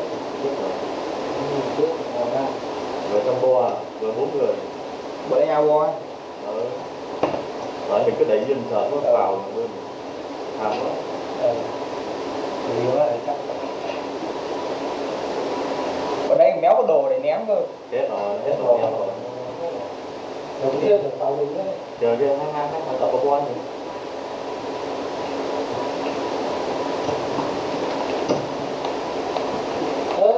Cái đó coi không rồi Nam ơi. Rồi. Không chạy. Không đuổi anh nữa. Chúng đây nhé. Không coi không kêu không phải. Đi em sao? Đi ra. Không cần rác đi. Không giúp dâm luôn. Đi. Đi đó. Đi.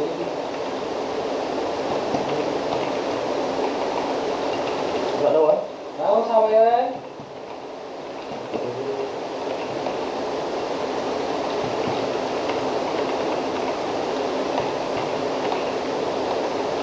Hay rồi. Em ơi tôi nhá, cho nhà anh rồi à? Nhà chấm.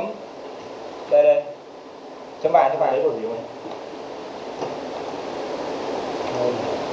Anh đã hết về không luôn. Bên nhà bên kia. Đi ra. Cô.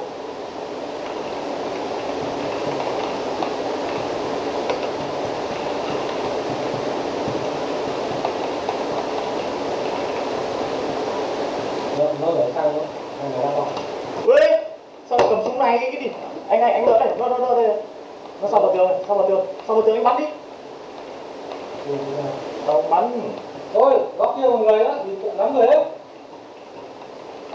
Đấy, xung quanh cái kho với anh em người đấy có thằng nó đẩy chạy. Ê. Anh không sao. Ra chết tôi. Hai team đang bắn nhau đấy. Hai team đang bắn. Các bạn mở rộng bảo em nhé. Cốp bảo em. Ra đi, hai team đang bắn nhau. Hai team đang bắn nhau. Anh muốn đi đâu? Ok. Chỗ sao anh nhé. Đối tượng hai thằng đang bắn nhau. Bên phải là nước, phải. Bên phải anh luôn.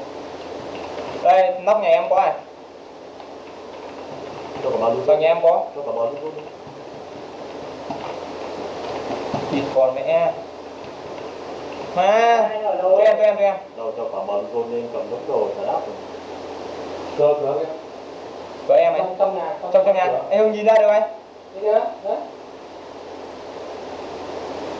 Cô.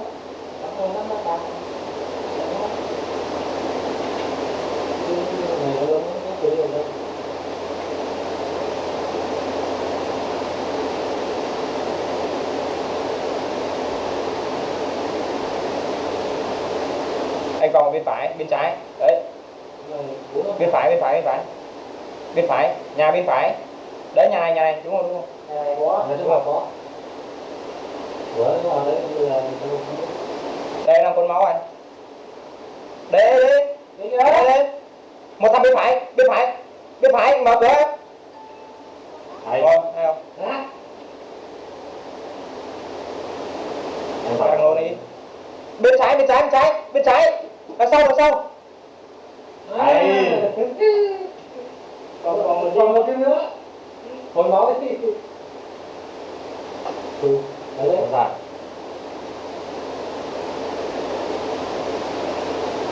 Mình tìm của đấy đó. Này bảo anh biết cho em biết ở chỗ nào rồi. Bên trái rồi. Bên trái vừa phải. Đấy, bên trái. Anh đặt nó nghe ở trung tâm anh nhớ này. Từ bên này được ra. Nó ra công này bên trái, nó chưa ra. Đấy. Anh ngồi được chứ. Đấy, ngồi cái đệm đi, anh nhìn ra ngoài kìa. Đấy cái đệm này. Đấy kia kìa. Ngồi đi. Bên trái. Đứng dậy bắn được. Đấy, nó sau bờ tường. Ba thằng ở câu ngồi. Cửa bên trái. Và sau bên phải. Đấy. Anh kê cửa này. Rồi. Kê cửa này, nó vào này. Không, bên phải. Đấy, cửa đấy. Đây, đúng rồi. Tí nó vào đây. Đây à. Con.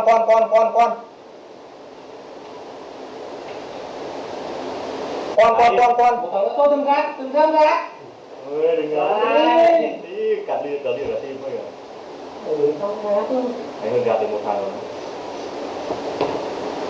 Còn hai thằng kia chạy đến sau. 3 thằng mà. 4 thằng. Nhưng 3 thằng ra. Còn này ngu ấy, cứ đứng ra làm việc đó là ăn. Mất trường biết anh không hiểu đâu bắn.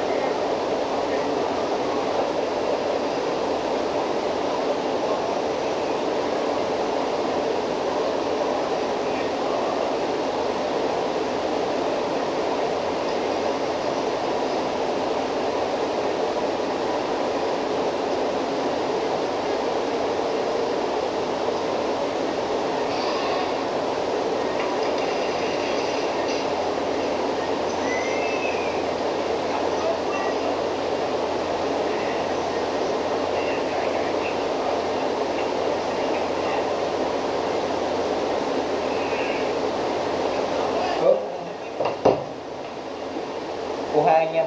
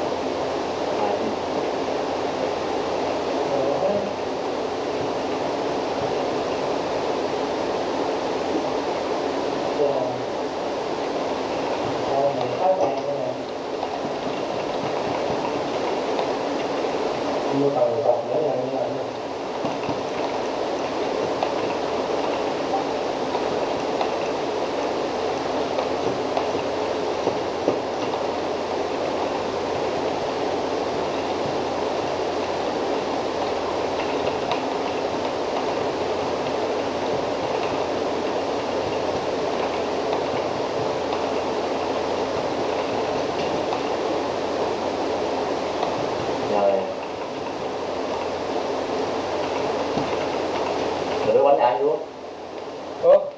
Thế này em.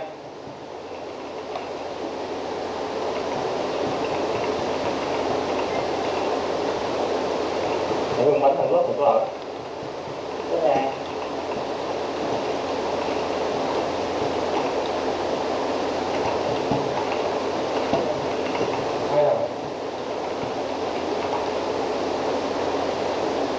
Ok.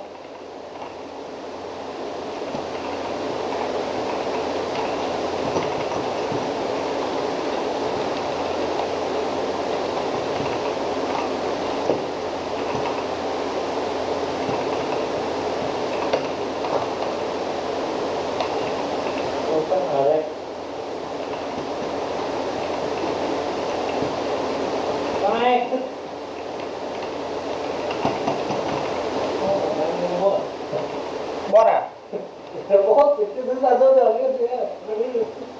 Đứng ở giữa đường thì em bắn mà. Phía này rồi.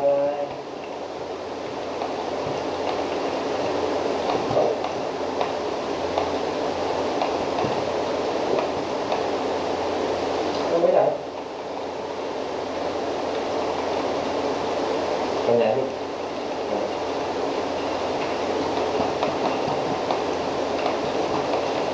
Còn sọt đã. Bắn đâu ấy? Không phải ai rồi. Không biết cái này chưa biết nó bắn ở đâu.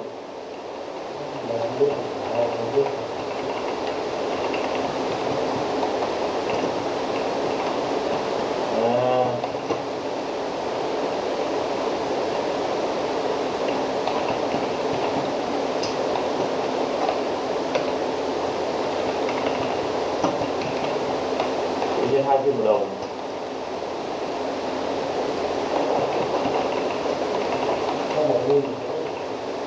Thì em đứng ở trong tận góc nhà nữa. Em đứng góc nhà trên tầng 2 luôn rồi.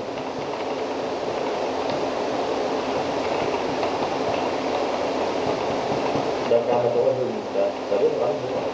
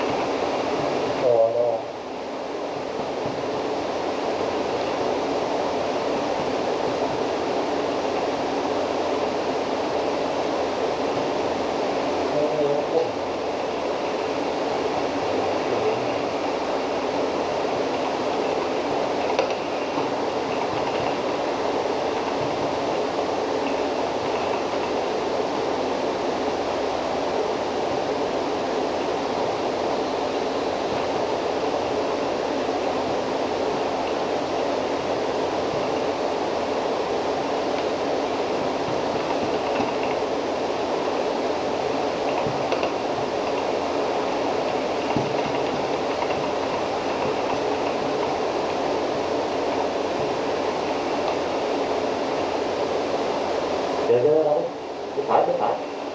Đây, góc này. Đây, Mình nhìn nhớ. Rồi xuống á. Ok mà kìa. Đi. Ok, bên phải kìa. Bên phải, đứng. Đây đi. Nè. Em xin lỗi.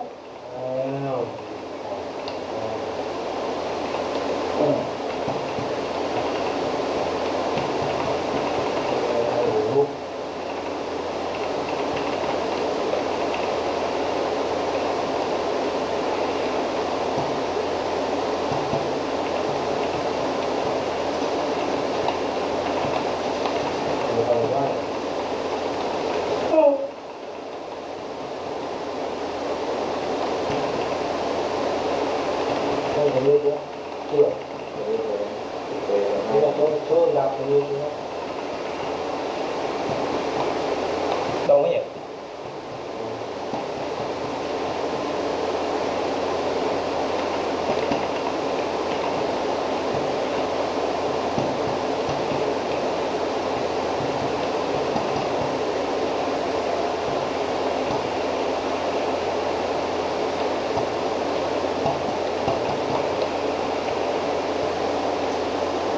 Disco nè. Nó không kiểu ba nữa. Vừa thế nó bán.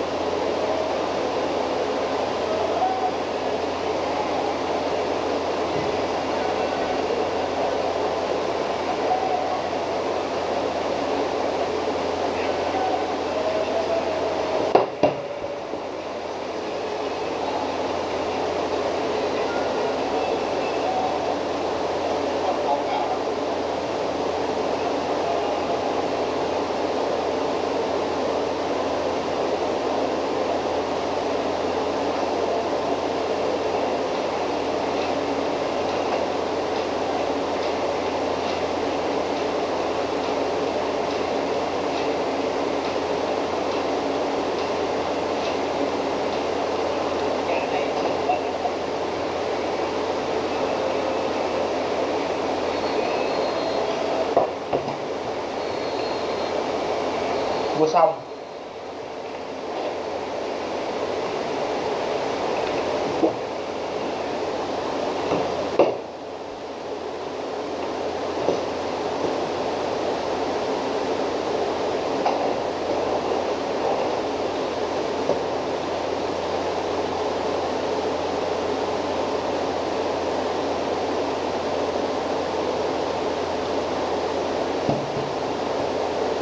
Quăng tim bị thu tim 3 tim.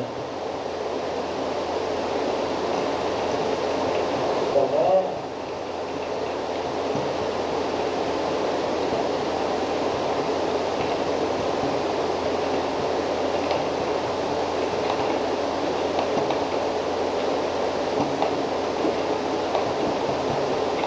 thằng ở dưới nhà anh.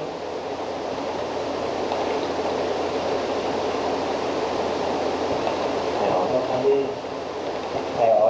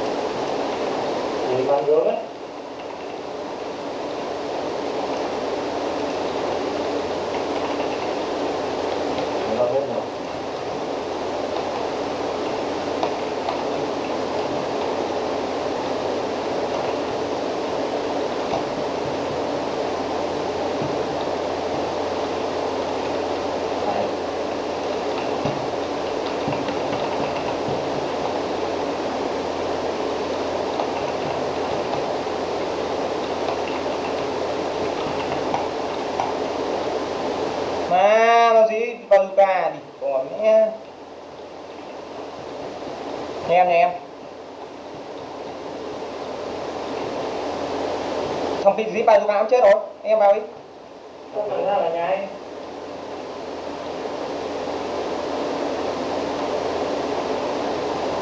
À, một thằng nhà em.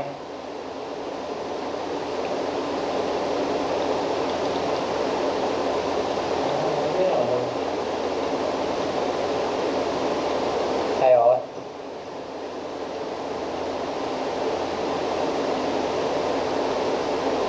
Hai cực.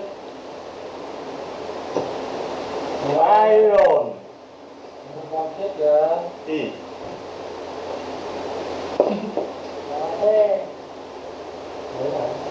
Hai thằng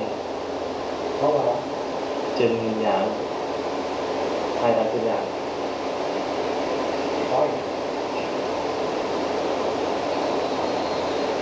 Đấy, nó đắp nghiền bao vào lết ở cầu thang, trận cầu thang. Rồi cho xong qua lỗ công.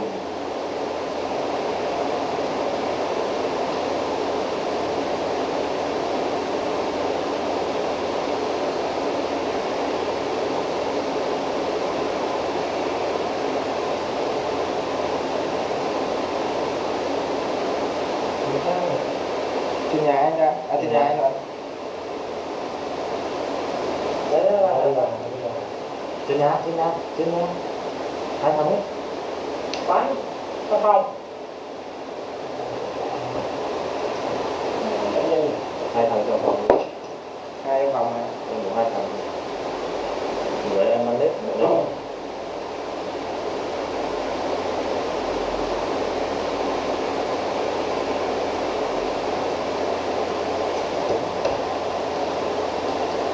Nó phải lấy một cổng bazooka trước.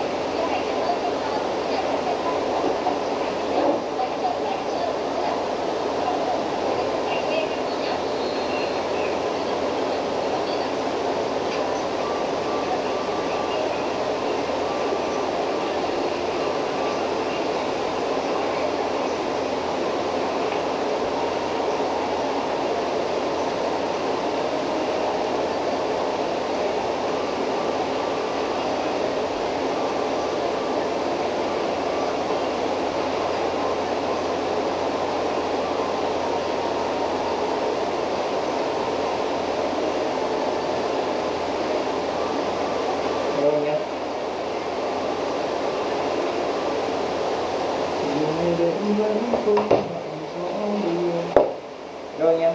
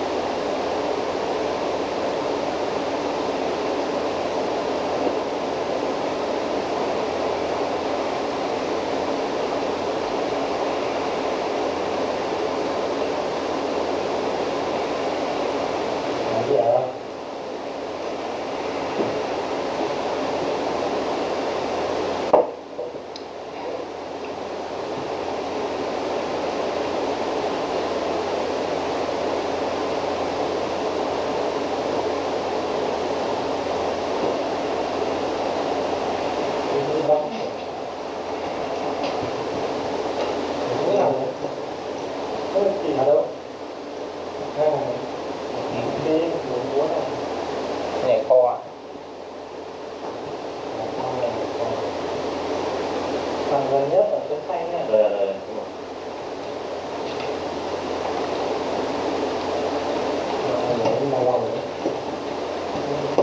Ở đâu gần nhà mình?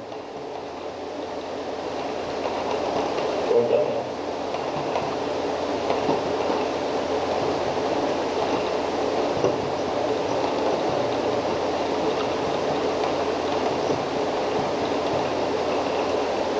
Căn nhà này hả? Chấm bảng.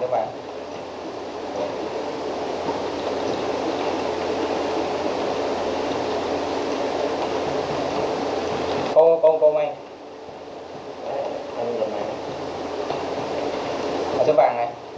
Anh Hưng gần. Chấm xanh có này, chấm không chạy có này. Anh cùng lên mặt này.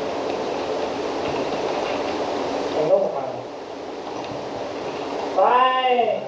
Thằng có lốt anh. Chân xanh. Trước mặt anh. Trước mặt tôi nữa không có đầu luôn.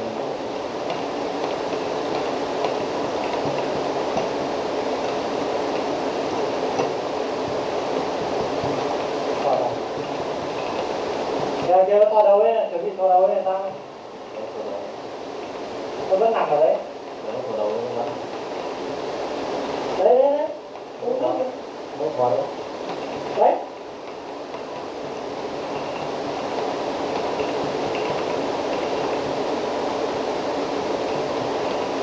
Đấy, thằng này nó cứ nằm im, ăn cò lắm rồi. Anh vòng thông cứ được. À, ở đây rồi. Nó xài nhanh ta. Nó xài nhanh rồi. Đây, để nó phá nhanh. Đi vậy, ép. Trên là ai nhá? Nó có soạt. Mình tính vậy. Mình phá tính rồi. Nó có soạt. Nó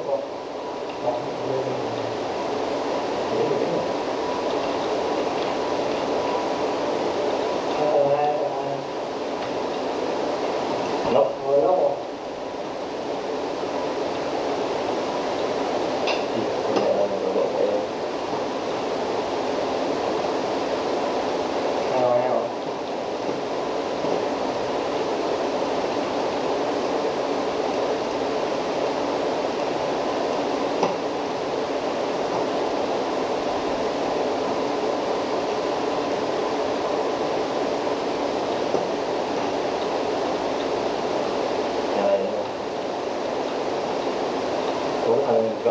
Kìa, cửa sổ kìa. Đâu, cửa sổ nào? Cửa sổ nhà này. Bên phải của chân xanh. Đấy, cửa sổ đấy. Nó lát rồi. Đúng rồi.